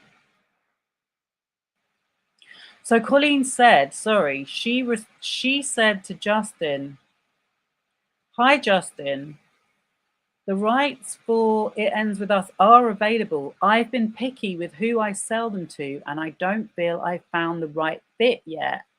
This novel means the most to me out of all that have been written. and the most to the readers. So I want someone who can do it justice. If you're interested in a PDF file of the book or even a paperback, let me know and I'll get it to you. Good to meet you and looking forward to your new film.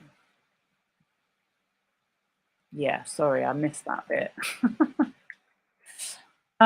Yeah, so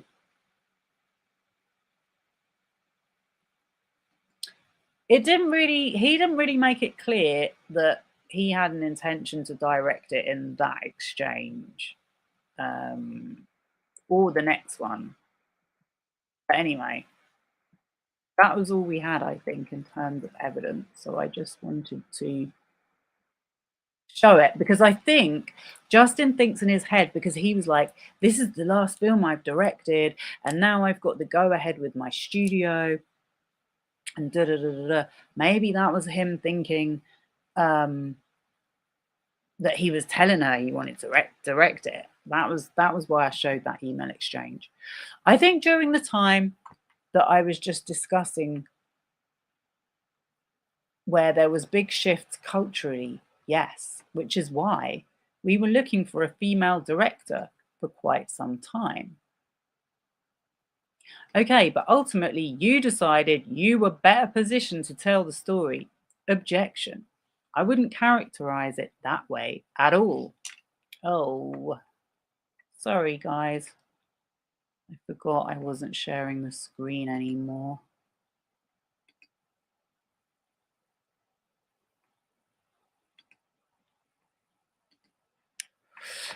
Do you recall ever saying to Brandon Sklenar on the film set something to the effect of, I have to tell you something, but I don't want to get cancelled or lose my job. You can't say anything on this set anymore. I have heard that in someone else's testimony, and that is not something I said. That's also not the way that I speak. Whose testimony did you hear that in? I believe Jenny Slate's. Did you come to ever feel like you couldn't be open or candid or unfiltered on your set? Yes, but not for any reason that it's inferred in that text. Nor would I ever say anything to Brandon Sklenar like that. So if somebody said that, they heard you say that under oath, your under oath testimony would be they are mistaken. My under oath testimony is that I don't believe I ever said anything to that effect to Brandon Sklenar. Did you say to Ms. Slate when you made the sexy comment that you could say that because your wife was there? Objection. My recollection of the sexy comment was that it was all kind of said in one sentence. And what was the one sentence? Ms. Slate walked in. As a director, I was doing whatever I was doing, getting the set ready. I looked over to her. She was wearing I believe, black leather pants, which were designed to, I'm sure, look sexy. And without thinking, I said something to the effect of, oh wow, those pants look sexy on you. And my memory, if it serves me correctly, my wife was in the room nearby, and I think in my head I was like, oh, maybe I shouldn't have said that. And I say that as a married man with my wife in the other room, because I did not want it to come off in any way like it apparently did. It's not apparently. So I was just in that moment, it was just an instance where I said something that I was like, I probably shouldn't have said that. And just tried to not make it super awkward by making it more awkward, and just made a bad joke at the end of it. What you just described to me, I probably shouldn't have said that. My wife's in the other room.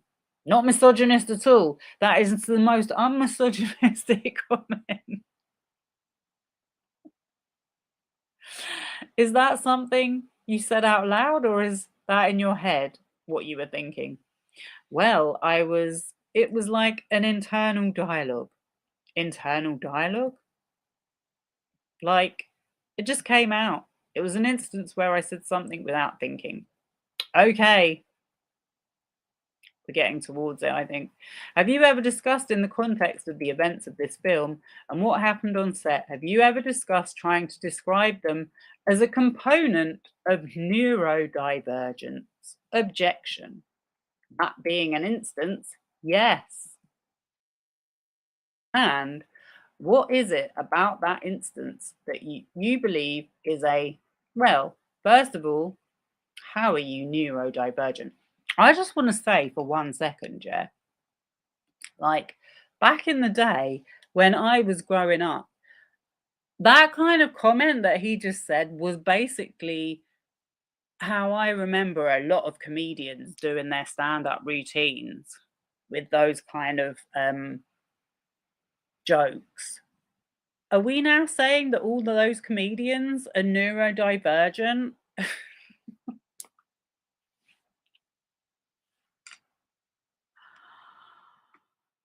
Oh, thanks, Kayla.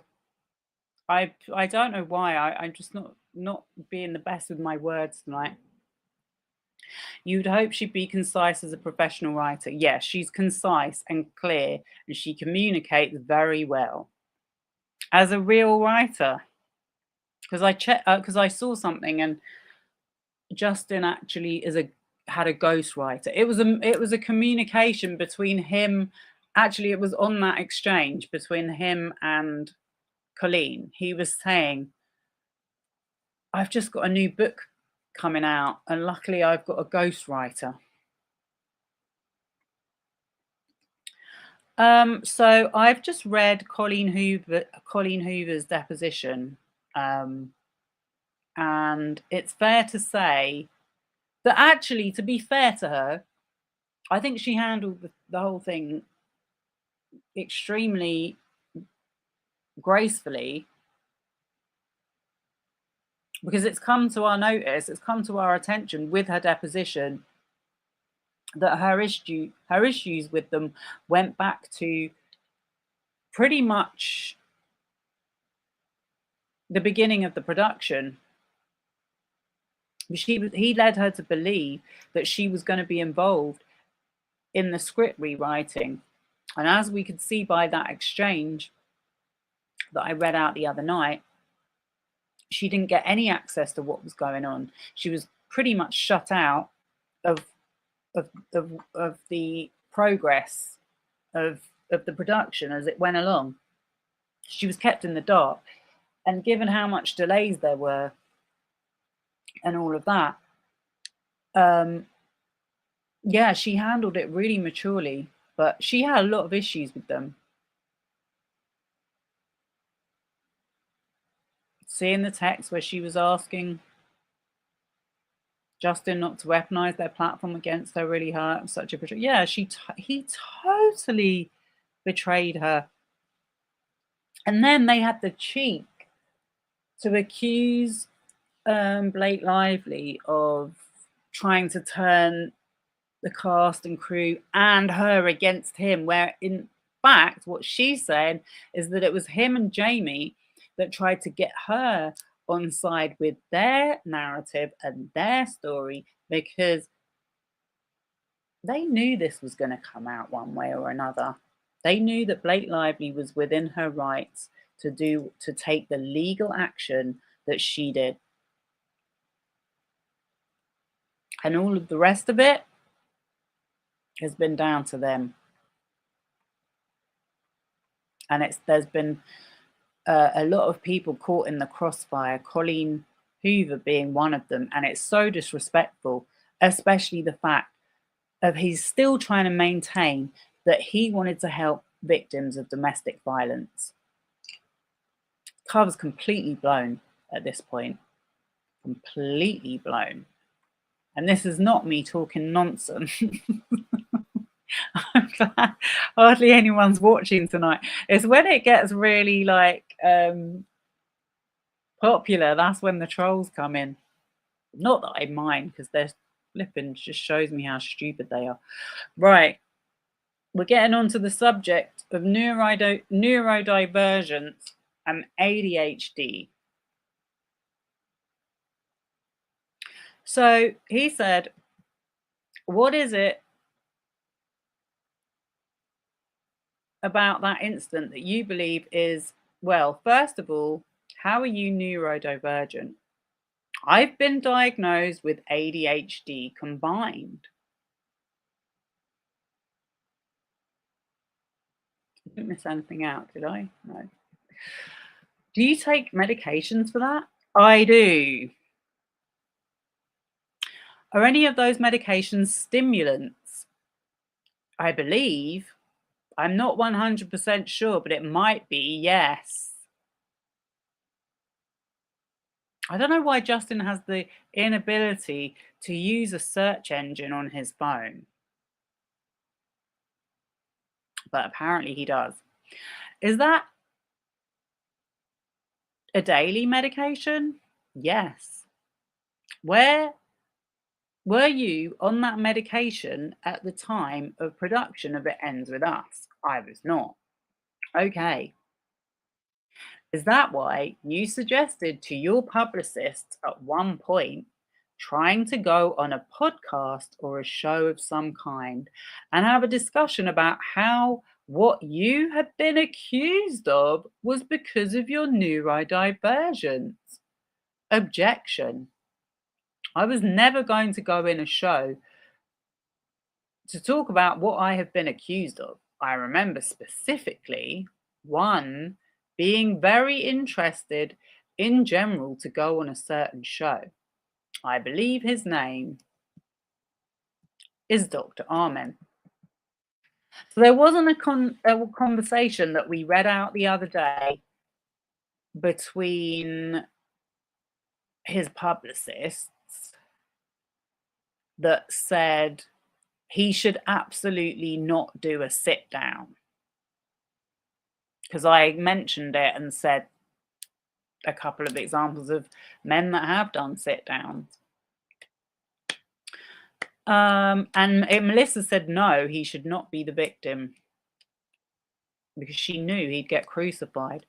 Okay, so Dr. Armen, who literally saved the life of one of my best friends, and the things that at the time I knew I was being, I don't think accused of is the right word, but I knew that I had these instances that had made, as an example, Miss Slate feel uncomfortable, or at the time, Miss Lively, had to do with the few instances where I made the mistake of something where I didn't think fully.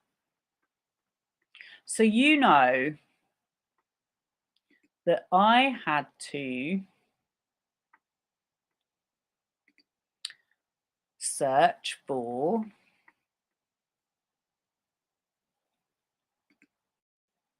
Dr. Armen. And I hate to say it, but one of the first things that came up was a Reddit post. But it did some good references, so it wasn't a bad Reddit post, and it was actually from 6 years ago in a subreddit called Psychiatry by a deleted user. But I think 6 years ago, Reddit wasn't anything as it is like these days. So it said, this is why I clicked on it, because it said, how can we work together to stop Dr. Daniel Armen from exposing thousands of people to unnecessary radiation and unproven treatment methods? What are your opinions of his work? So I'm like, this is where Justin and his, oh, I didn't research it, I don't know, I'm not aware of that. You cannot be going on these huge audience podcasts as a thought leader without researching someone like this. I think you have a responsibility. If you're trying to influence boys and young men, you should at least do a bit of due diligence before going on any random's platform. That's just what I think. I have a PhD in cognitive neuroimaging and anatomical neuroimaging and am training towards psychiatry.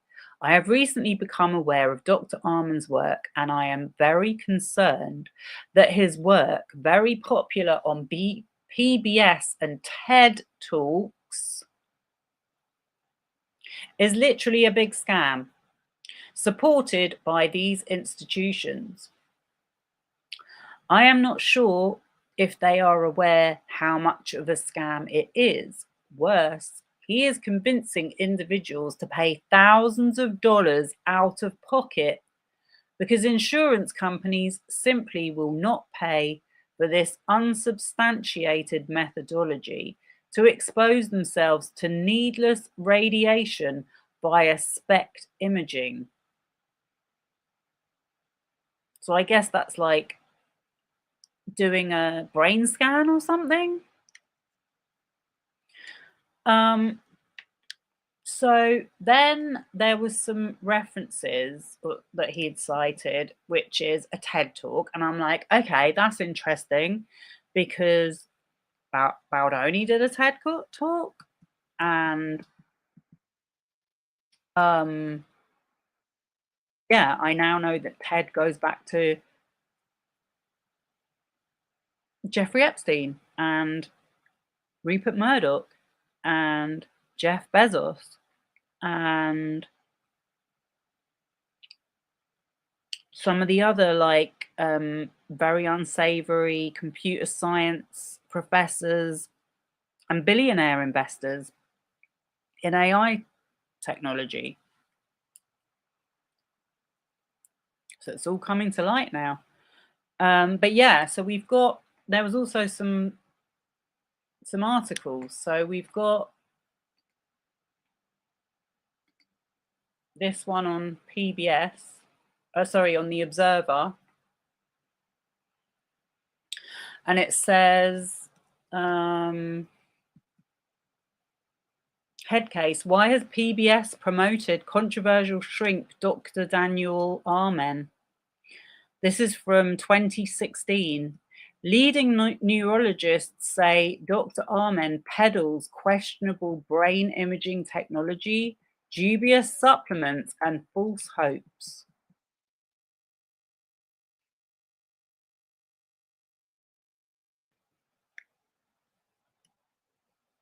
Oh my God. You see what it's doing? It's trying to get me to take a quiz. See if I'm ADHD, which I probably am.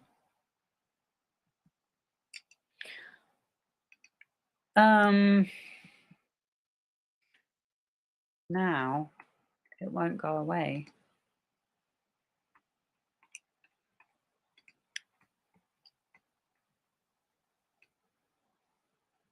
Okay. Near the end of one of his many videos, which can be seen on your local public television station or YouTube, the psychiatrist Daniel Amen tells what he calls his favorite story. It has to do with his daughter, Brianne, who Dr. Amen says with sadness in his voice, I never thought was very smart.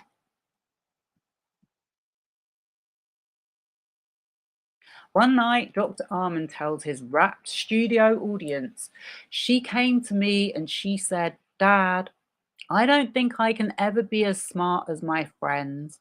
And it broke my heart. Next day, I scanned her at the clinic. I was just thinking, like, if my daughter had come and said that to me, I'd have been like, what do you mean? Of course you're as smart as everyone else. I would not have literally put her in a flipping brain scanning machine like she's some human guinea pig. This means that he subjected her to single photon emission computed tomography, or SPECT, which uses a radioactive isotope to measure blood flow in the brain. And I'm like, oh my God, I cried when I saw this because it indicated she had really low energy, really low blood flow in her brain. I think he also claims that he can reverse the effects of Alzheimer's. I knew how to fix it, Dr. Arman continued. The next day, on just a little bit of targeted medication, she was much better. 3 months later, this girl who never got an A in her life, it was straight A's. The next 10 years, straight A's. It's a sweet story, a clincher anecdote of the sort that has made Dr. Armen perhaps the best known, as well as arguably the most controversial psychiatrist in the nation. Guess worse than Dr. Phil then.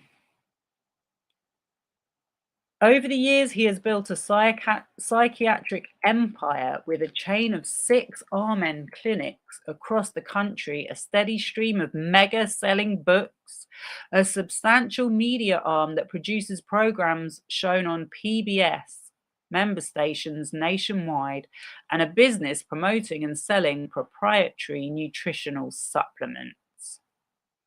It would be remarkable for any doctor to achieve the degree of notoriety that belongs to Dr. Armen. But what is perhaps most striking about his remarkable success is that it is built on claims, most notably the extraordinary, near miraculous benefits of SPECT, which have been dismissed as medically worthless by a veritable who's who of eminent mainstream psychiatrists, neurologists, and brain imaging specialists.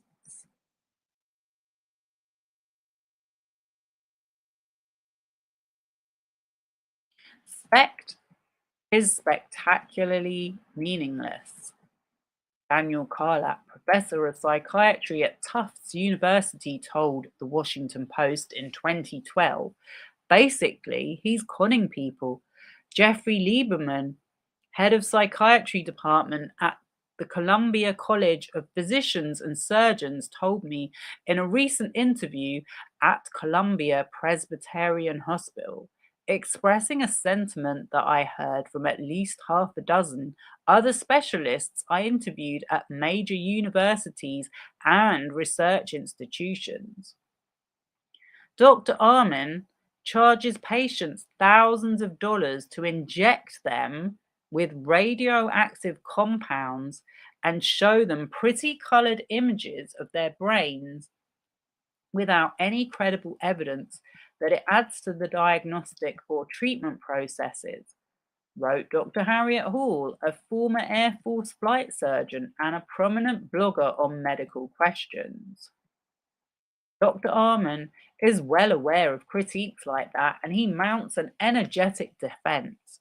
I would offer that most of the people you talk to are not SPECT experts, he told me in an email, but rather experts in other imaging modalities. So they are unlikely to really know the scientific literature. He also provided references to other experts who support his work and several studies that he says validate the claims that he has made. We make diagnoses with all of the information, not just scans, he said.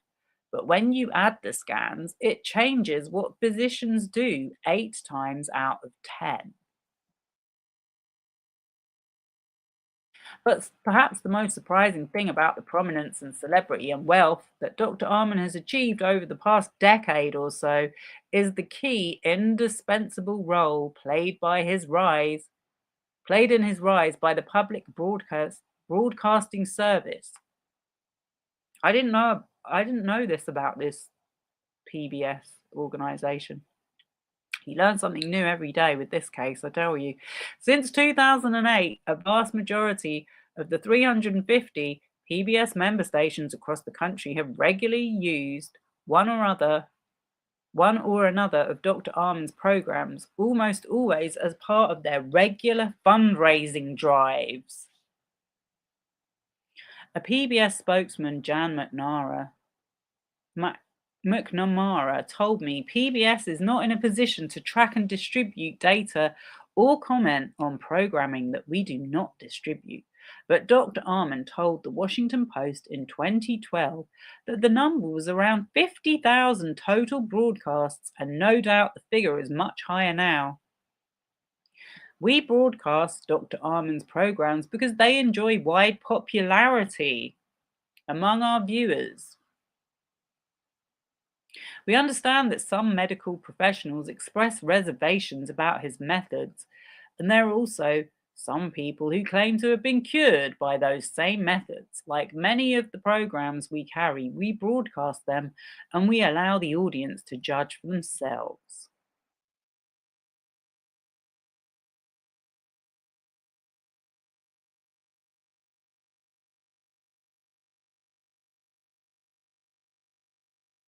Several respected neurologists consulted by the Observer protest that there is no convincing evidence that this is true. Even if the SPECT part of it was true, we absolutely don't have any intervention to forestall this disease at any time. This is about Alzheimer's, said Dr. Howard Feldman, the director of the government-funded Alzheimer's Disease Cooperative Study, whose purpose is precisely to test the effectiveness of new compounds and drugs. Meanwhile, paradoxically, Dr. Arman's reputation, practice, and business all continue to grow, enhanced by his continued appearances, with not a contrary word uttered on air, on PBS stations across the country. Oh my God. It's him.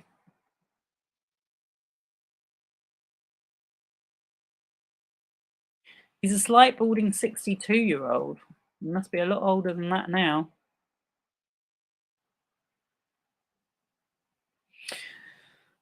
Okay. He usually wears a casual red knit pullover or a dark sports coat over a dark t-shirt, speaks eloquently and passionately with just a tinge of Valley Girl syntax. And I'm like, oh my God. To give him a common touch, he went to a small evangelical Christian college in California, spent 3 years in the army after high school as an X-ray technician, and received his medical degree from the now defunct Oral Roberts Medical School. The school's namesake was an Elmer Gantry-like television evangelist. Do you know what an evangelist is? They're those big churches where the evangelists, normally it's a couple, live in a huge mansion with like loads of luxury cars, and they fly around giving their sermons in private jets.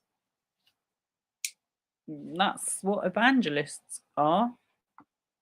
Psychiatry, they're like mega churches. Psychiatry is the only speciality that doesn't actually look at the organ it treats, is a standard line he uses to introduce SPECT imaging. Dr. Arman said, help me see the underlying biology behind the symptoms.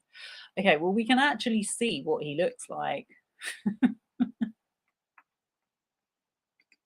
I think this is pretty interesting because we did see a text from Baldoni saying that he wants to go on the Dr. Arman show.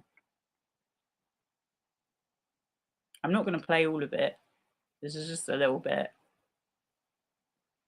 This is a TED talk from, wait, when is it from?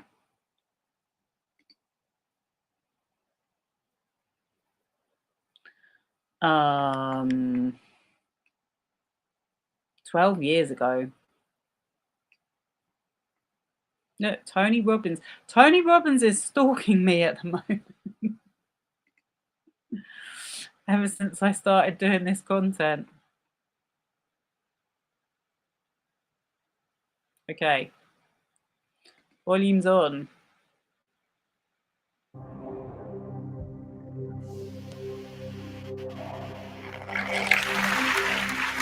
In this talk, I'm going to give you the single most important lesson my colleagues and I have learned from looking at 83,000 brain scans.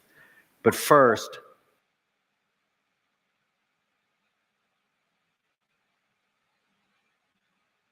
let me put the lesson into context. I am in the middle of 7 children.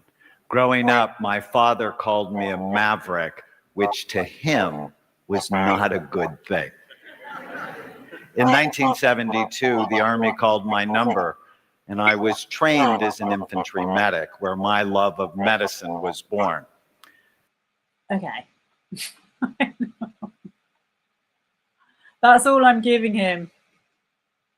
That's all I'm giving him. But yeah,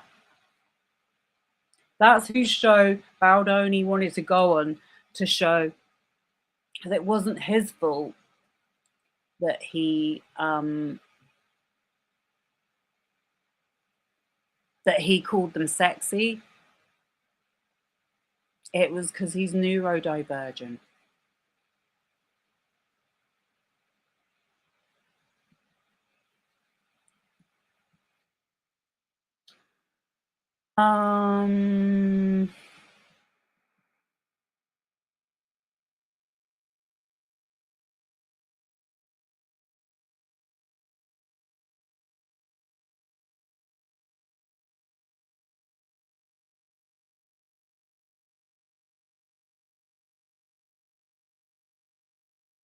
So he said Dr. Arman literally saved the life of one of his best friends. And the things at the time I knew I was being, I don't think accused of is the right word, but I knew that I had these instances that had made, as an example, Ms. Slate feel uncomfortable, or at the time Ms. Lively, had to do with the few instances where I made the mistake of saying something where I didn't think fully. Is that something you describe as impulsive speech? Objection. I think it could be characterized as that, although I'm not a therapist, and nor is Dr. Arman, by the sound of it.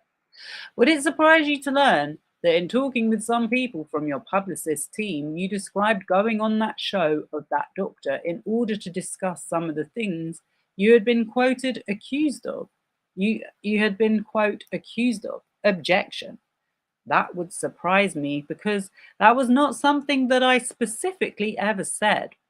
I never said I wanted to go on a show to discuss things I'd been accused of. You never said most of what I've been accused of could be explained by your neurodivergence. Objection. Feel free to correct me if I'm wrong, but what you just said is not what you had asked me previously. Well, I'm just focused on the words accused of, and you seem to be saying that you've never described what happened on the set of It Ends With Us in those terms. I'm trying to understand if that's what your testimony is. Objection. No. My testimony is specific to your question, which was, did I ever try to go on a show to specifically discuss the things that I was accused of on the set of It Ends With Us? Okay. So to answer your question, no.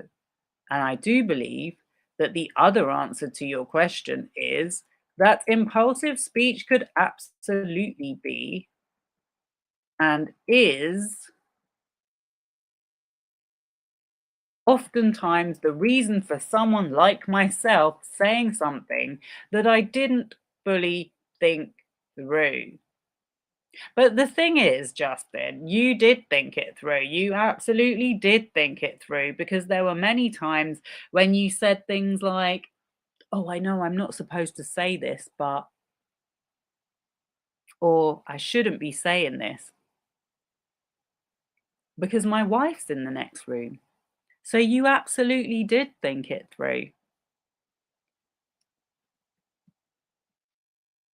I think this is a little bit of his stopping history in its tracks.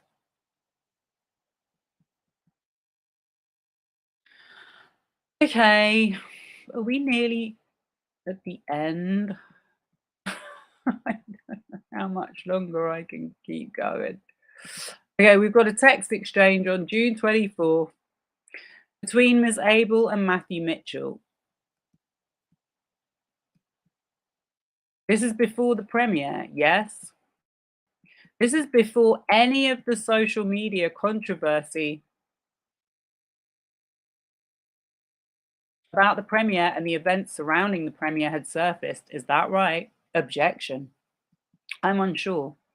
And you write at 12:52 p.m. on the 24th to this group that you're thinking about the Dr. Amen.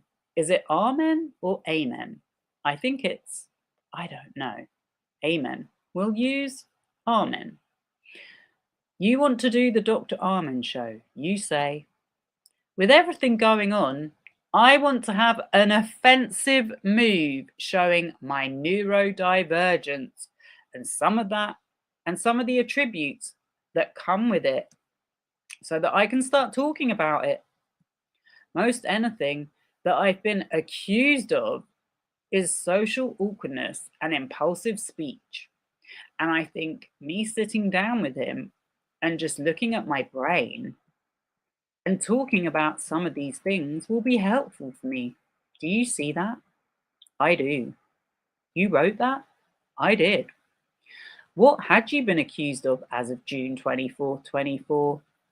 So what I put in quotes there is because I haven't been accused of. That's why I put it in quotes. So there was nothing I had been officially accused of, hence the need for quotation. I believe by this point I was made aware of the unfollowing. And something that I had been working on over the last year and a half in therapy was my neurodivergence and a lifetime of being undiagnosed and the suffering that comes along with that. And so what I'm suggesting here is, first of all, the Dr. Amen show had reached out to me independently. I wonder why. And I had been wanting to do it because it's very expensive to get the brain scan done. And they were offering it for free. Number one, in some way, I think I was justifying why to do it with my team. And I also thought it would be really helpful, as I've done with everything else in my life, to use my own experiences and shortcomings, or in this case, neurodivergence, to help other people feel seen. So yeah, it would have been helpful for me to sit down and have him scan my brain and tell me specifically what is going on. Your testimony is that when you wrote this at 12:52 p.m. on June 24th, that when you said most anything I have been accused of is social awkwardness and impulsive speech, you were referring to a null set objection. I'm sorry. Well, you said in response to my question that the reason you put accused of in quotes is because there had been nothing you had been officially accused of, hence the need for the quotation. Then you said, I believe by this point I was made aware of the unfollowing. So is it, maybe I'm misunderstanding your testimony, what does null set mean? I don't understand what that means. Maybe I'm misunderstanding your testimony.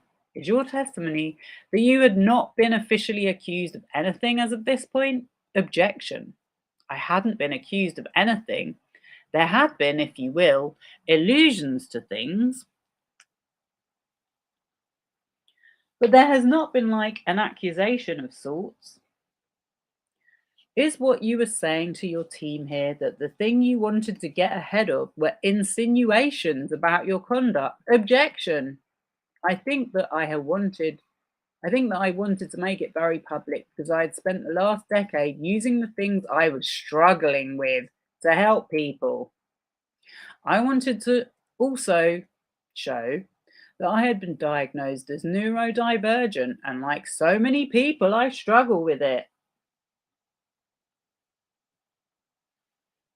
And I thought it could be really helpful to myself, but also to others. You know what it means to get ahead of a problem or get ahead of an issue, right? Yes.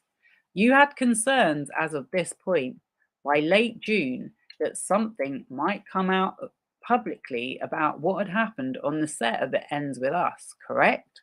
Objection. By this point in late June, Ms. Lively had acknowledged that everything on round 2 had gone perfect. We had gone through the edit By this point, I had had my film taken from me. Well, we now know that's definitely not true. I was excluded from finishing my own movie, not being able to sound mix color, even approve the final picture. The cast had begun unfollowing me, and I was also told that I was not going to be sure if I was going to be attending the premiere. I did not know what was possible because nobody was saying anything. It was all whisperings, and I was preparing for absolutely anything. By this point in late June of 2024, did you understand that it had been insinuated that you had sexually harassed Ms. Lively or that you had engaged in sexual harassment on the set of It Ends With Us? Objection. I had never thought of the word sexual harassment. There had been insinuations of various things, but done in a way that didn't actually say anything. Not insinuations of sexual harassment? Is that what you're saying? Objection. The word sexual harassment or anything around sexual harassment, first time I ever saw that was in the New York Times and when you emailed me. I want to be very clear.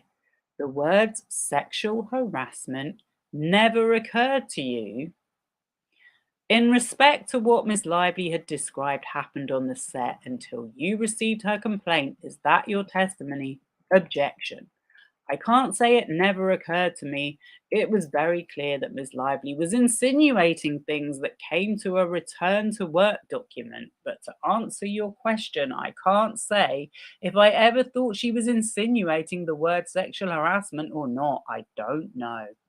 Do you ever recall communicating to anyone that you thought sexual harassment was being insinuated or suggested about you or your conduct?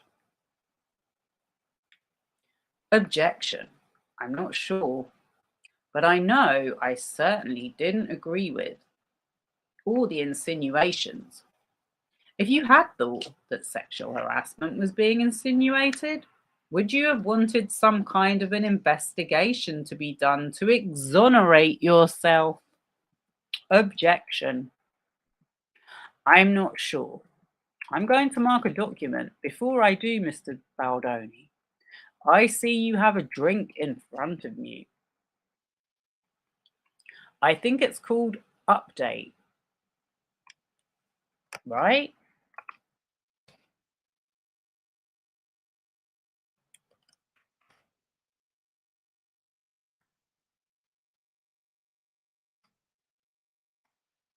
Oops.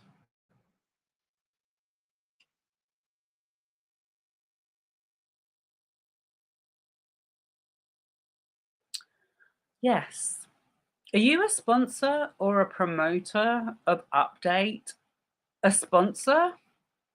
Yeah. What do you mean by a sponsor?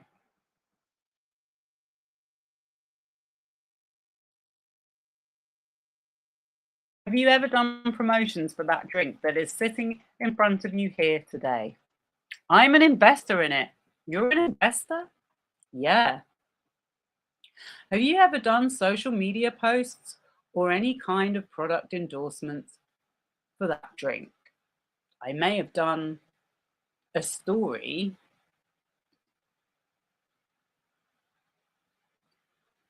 Probably at some point.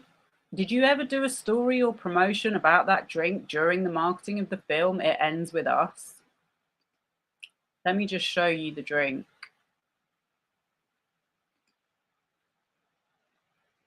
Sells on Amazon.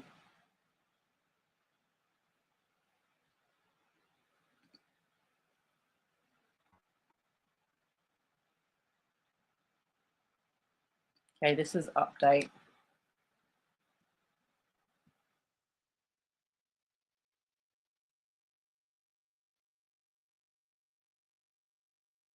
Update an energy drink.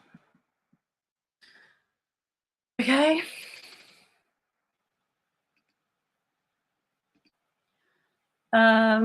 Did you ever do a story or promotion about that drink during the marketing of the film It Ends With Us?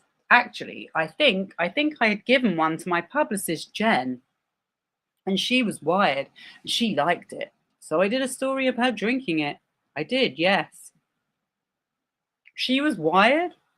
She was like enjoying it. She was like enjoying the drink. It's a stimulant, right?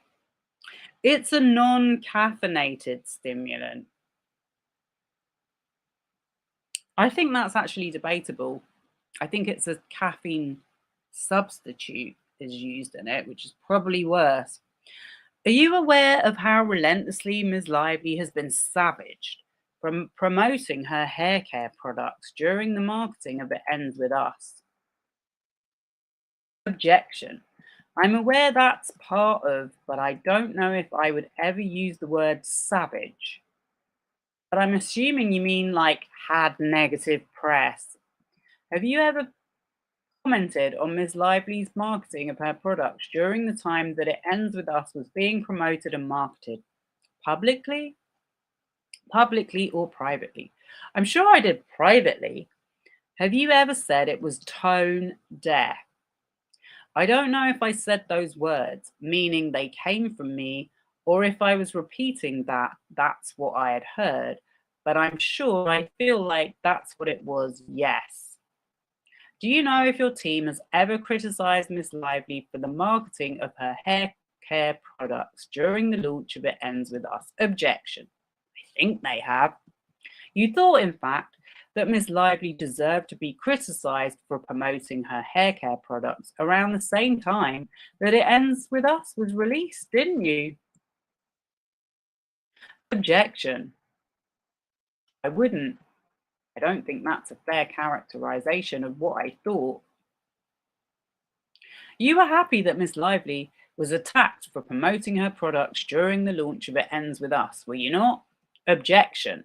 I don't think that's a fair characterization of what's... I'm going to show you what's been marked as Exhibit 29. Do you see on the first page there, you have sent through a picture of an update drink? I have. That's the same drink you've got in front of you now, right? Different flavor. It's a different flavor. Same drink, different flavor. Yes. And then is this your social media team that you're texting with on this chain? I believe it was at the time. You and your social media team talk about a social media post, which I think it looks like an Instagram story. Is that right? That's correct. And the comment on one of those that appears on page 091 is, it ends with movie press tour, day 1. Got to fuel up with drink update. Do you see that? I do. It says, keeps me energized without the caffeine. Do you see that? Oh yes, on the second page I do. So you were promoting August 5th was the first day of the press junket, is that right? I don't know the first day of the press junket. Oh, please. That's the same day you gave an interview with Elle UK magazine in which you used the word friction. I probably did 20, 30, 40 interviews that day. I don't know, but I imagine it was the same day. Okay, do you see on page 93, if you did 20, 30, 40 interviews that day, how many do you think Blake Lively did? Okay, do you see on page 93, if you flip further in, there's a picture of you. I'm just going to continue to read if you don't mind. I do not mind.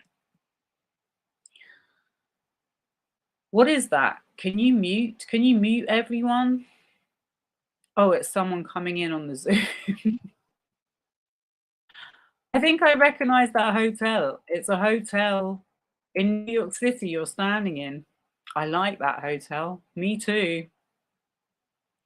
You've got a very good looking outfit on, and in the caption there are different brands that are tagged in there. Is that right? Styling and grooming. Oh, sorry. Yes. You see the different brands that are being for top, pants, shoes, watch, and necklace? Yes. And those are meant to be tagged in a social media post? Yes. To let people know what you're wearing, right? Yes. That's pretty standard during the promotion. Well, that's fairly standard when you're wearing clothes. Movie star promoting a film to let people know what brand you're wearing. This was fairly new to me, but I believe it's standard for movie stars. Did you ever get any backlash that you can recall for being insensitive or tone deaf for promoting a drink in which you were an investor or clothing that you were wearing in connection with your promotion of the film It Ends With Us? Objection. To my knowledge, I don't know if there's a direct link between the molecule paraxanthine and comes from caffeine and domestic violence. So it says it advertises as being caffeine free, but it uses a molecule called paraxanthine, which comes from caffeine. So I don't believe there was any backlash for me posting one Instagram story about this drink. I will move to strike that as non-responsive. My question was, did you ever get any backlash that you can recall for being insensitive or tone deaf for promoting a drink in which you were an investor or clothing that you were wearing in connection with your promotion of the film It Ends With Us? Yes or no? Objection. I'm not going to answer the question the way it was framed. You have to. It's my deposition. Objection. Mr. Heath, just answer it however best you can. He's Mr. Baldoni.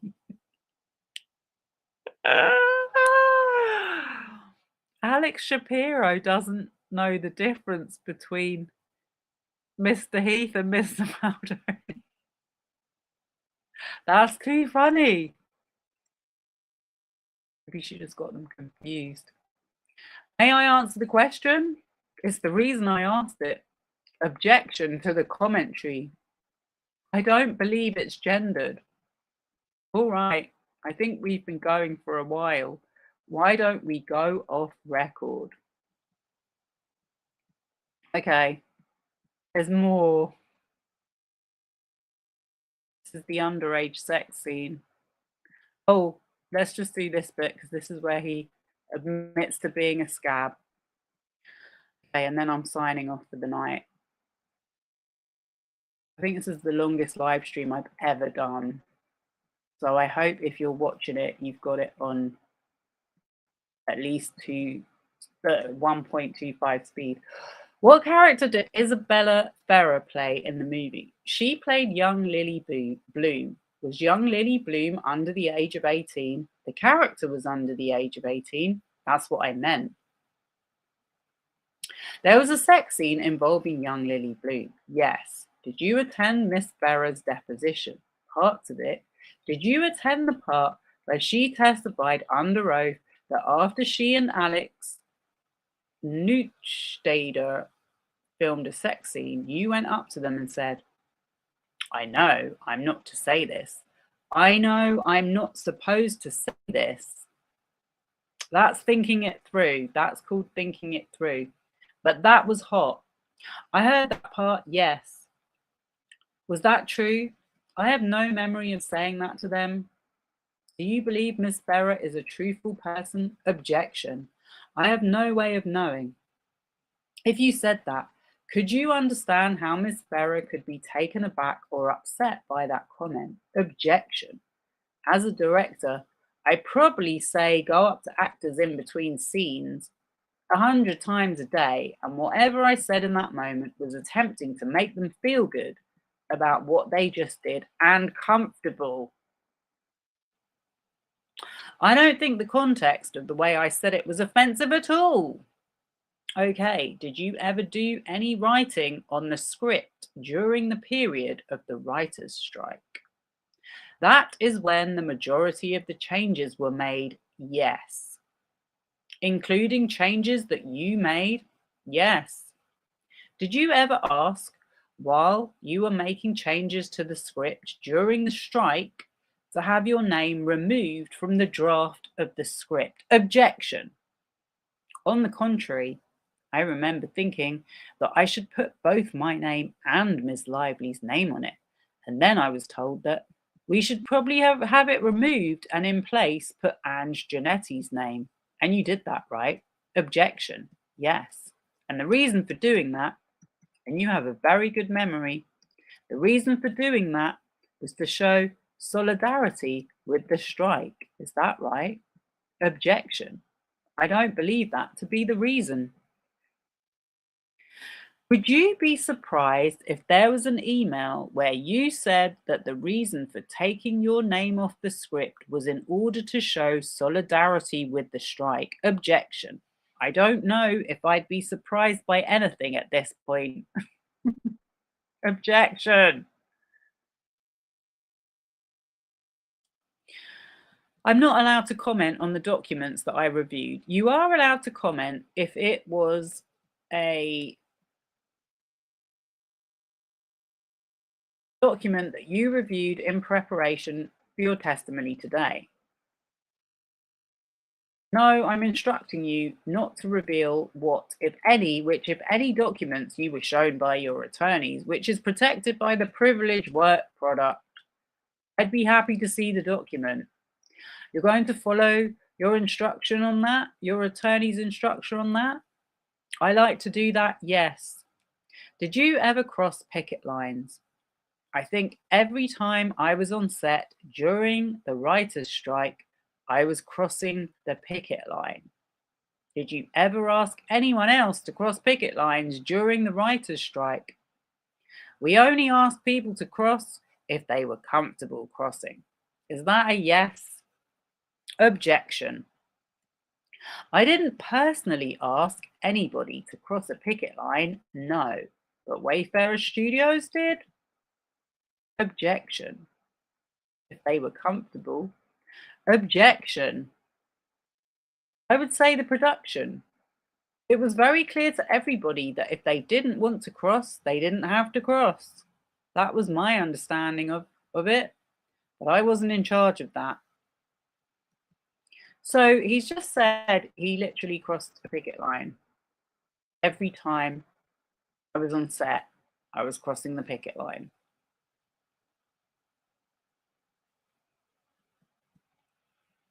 In other words, a scab. Someone who is not in solidarity with workers' rights. Someone who has on their own Man Enough website posts about human rights, crossed the picket line and just said it like it was nothing.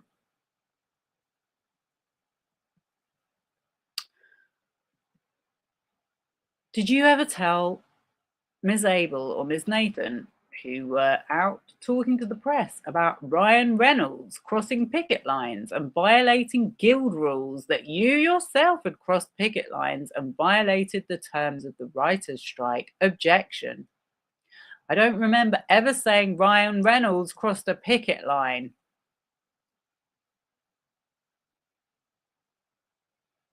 We do. We remember you texting Melissa Nathan, because I just read it out a few days ago. Did you ever mention to Ms. Abel or Ms. Nathan at all that you had written on the script during the writer's strike? I think Ms. Abel was aware that I wrote. Why do you think that? Because Ms. Abel was aware that both myself and Blake wrote. I had told her. Did you tell her that you had also, Wayfarer Studios had also asked people who were comfortable to cross picket lines to come to work? Objection.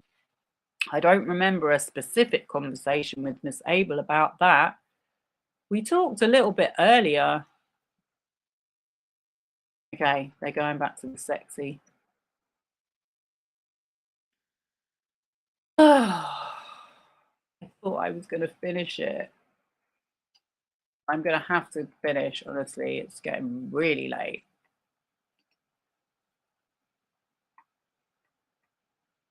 Oh, Kayla's still here.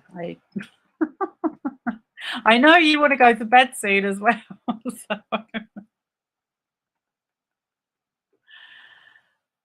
Heath and Baldoni are joined at the hip. I mean, it's really funny because when I read it, I was like, hang on a minute, have we switched to Jamie Heath's Deposition?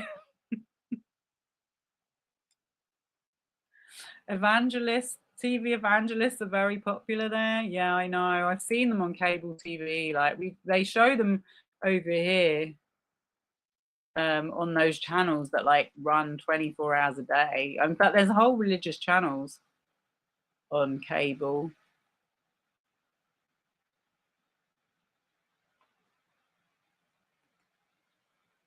You truly believe if they hadn't hired Melissa to start a smear campaign, she wouldn't have sued? I don't think you'd have known about the complaints for years. Yeah, I mean, it probably would have been such a small story, even if she had. I mean, you know, like if she'd have filed the complaint and done it really quietly, like the people that he had previous problems with, we didn't hear about. I'm not saying they're kind of as well known as her, but I don't think she did this for the publicity. Like, this is not something you do to make the public love you. She was just acting within her rights. That's what I kind of thought at the beginning, not knowing anything about it, not knowing anything about her. I was like, she's literally standing up for female rights on a production, and I was like kind of behind her on that because as I said at the very beginning, like I've been on sets and I know exactly what it's like. There's no unions in the fashion industry. There's no one looking out for you. And I used to see young models getting treated like shit every day, passing out. The stuff about the body shaming. I was on sets with girls, with models or actresses that were doing their first shoot after having a baby. And on at least one occasion, they were dismissed. You know, and they've got to suck that up. They've got to go home and carry on the next day and the next day and act like, oh yeah, it's no big thing. You know what I mean? This is what women have to do in this industry. So I wasn't mad at Blake Lively for taking that action. But anyway, I think I'm going to have a look at what's left of the deposition because I did have some more exhibits lined up that were going to correspond about the text message when he said we don't believe she will leak to the press, and the talk about the nuclear bomb. But I'll see how it goes because I think we might have had enough of him.